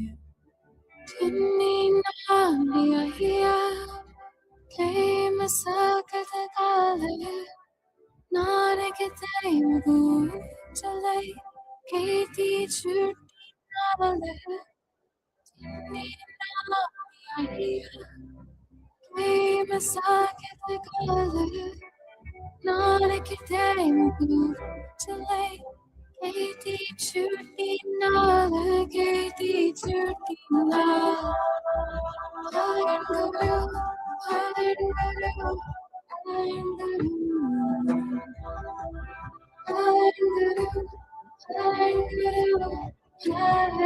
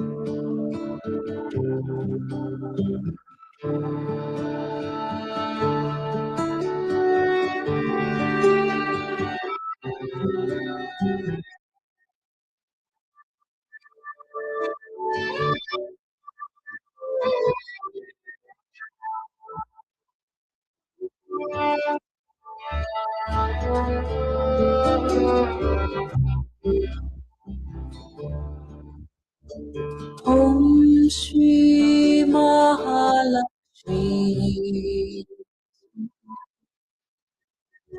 Om Shri Mahalakshmi. Om Shri Mahalakshmi. Om Shri Mahalakshmi. Om Shri Mahalakshmi Swaha. Om Shri Mahalakshmi. Om Shri Mahalakshmi Swaha. Om Shri Mahalakshmi Swaha. Om Shri Mahalakshmi. Om Shri Mahalakshmi. Om Shri Mahalakshmi. Om Shri Mahalakshmi. Om Shri Mahalakshmi Swaha. Om Shri Mahalakshmi Swaha. Om Shri Mahalakshmi Swaha. Om Shri Mahalakshmi Swaha.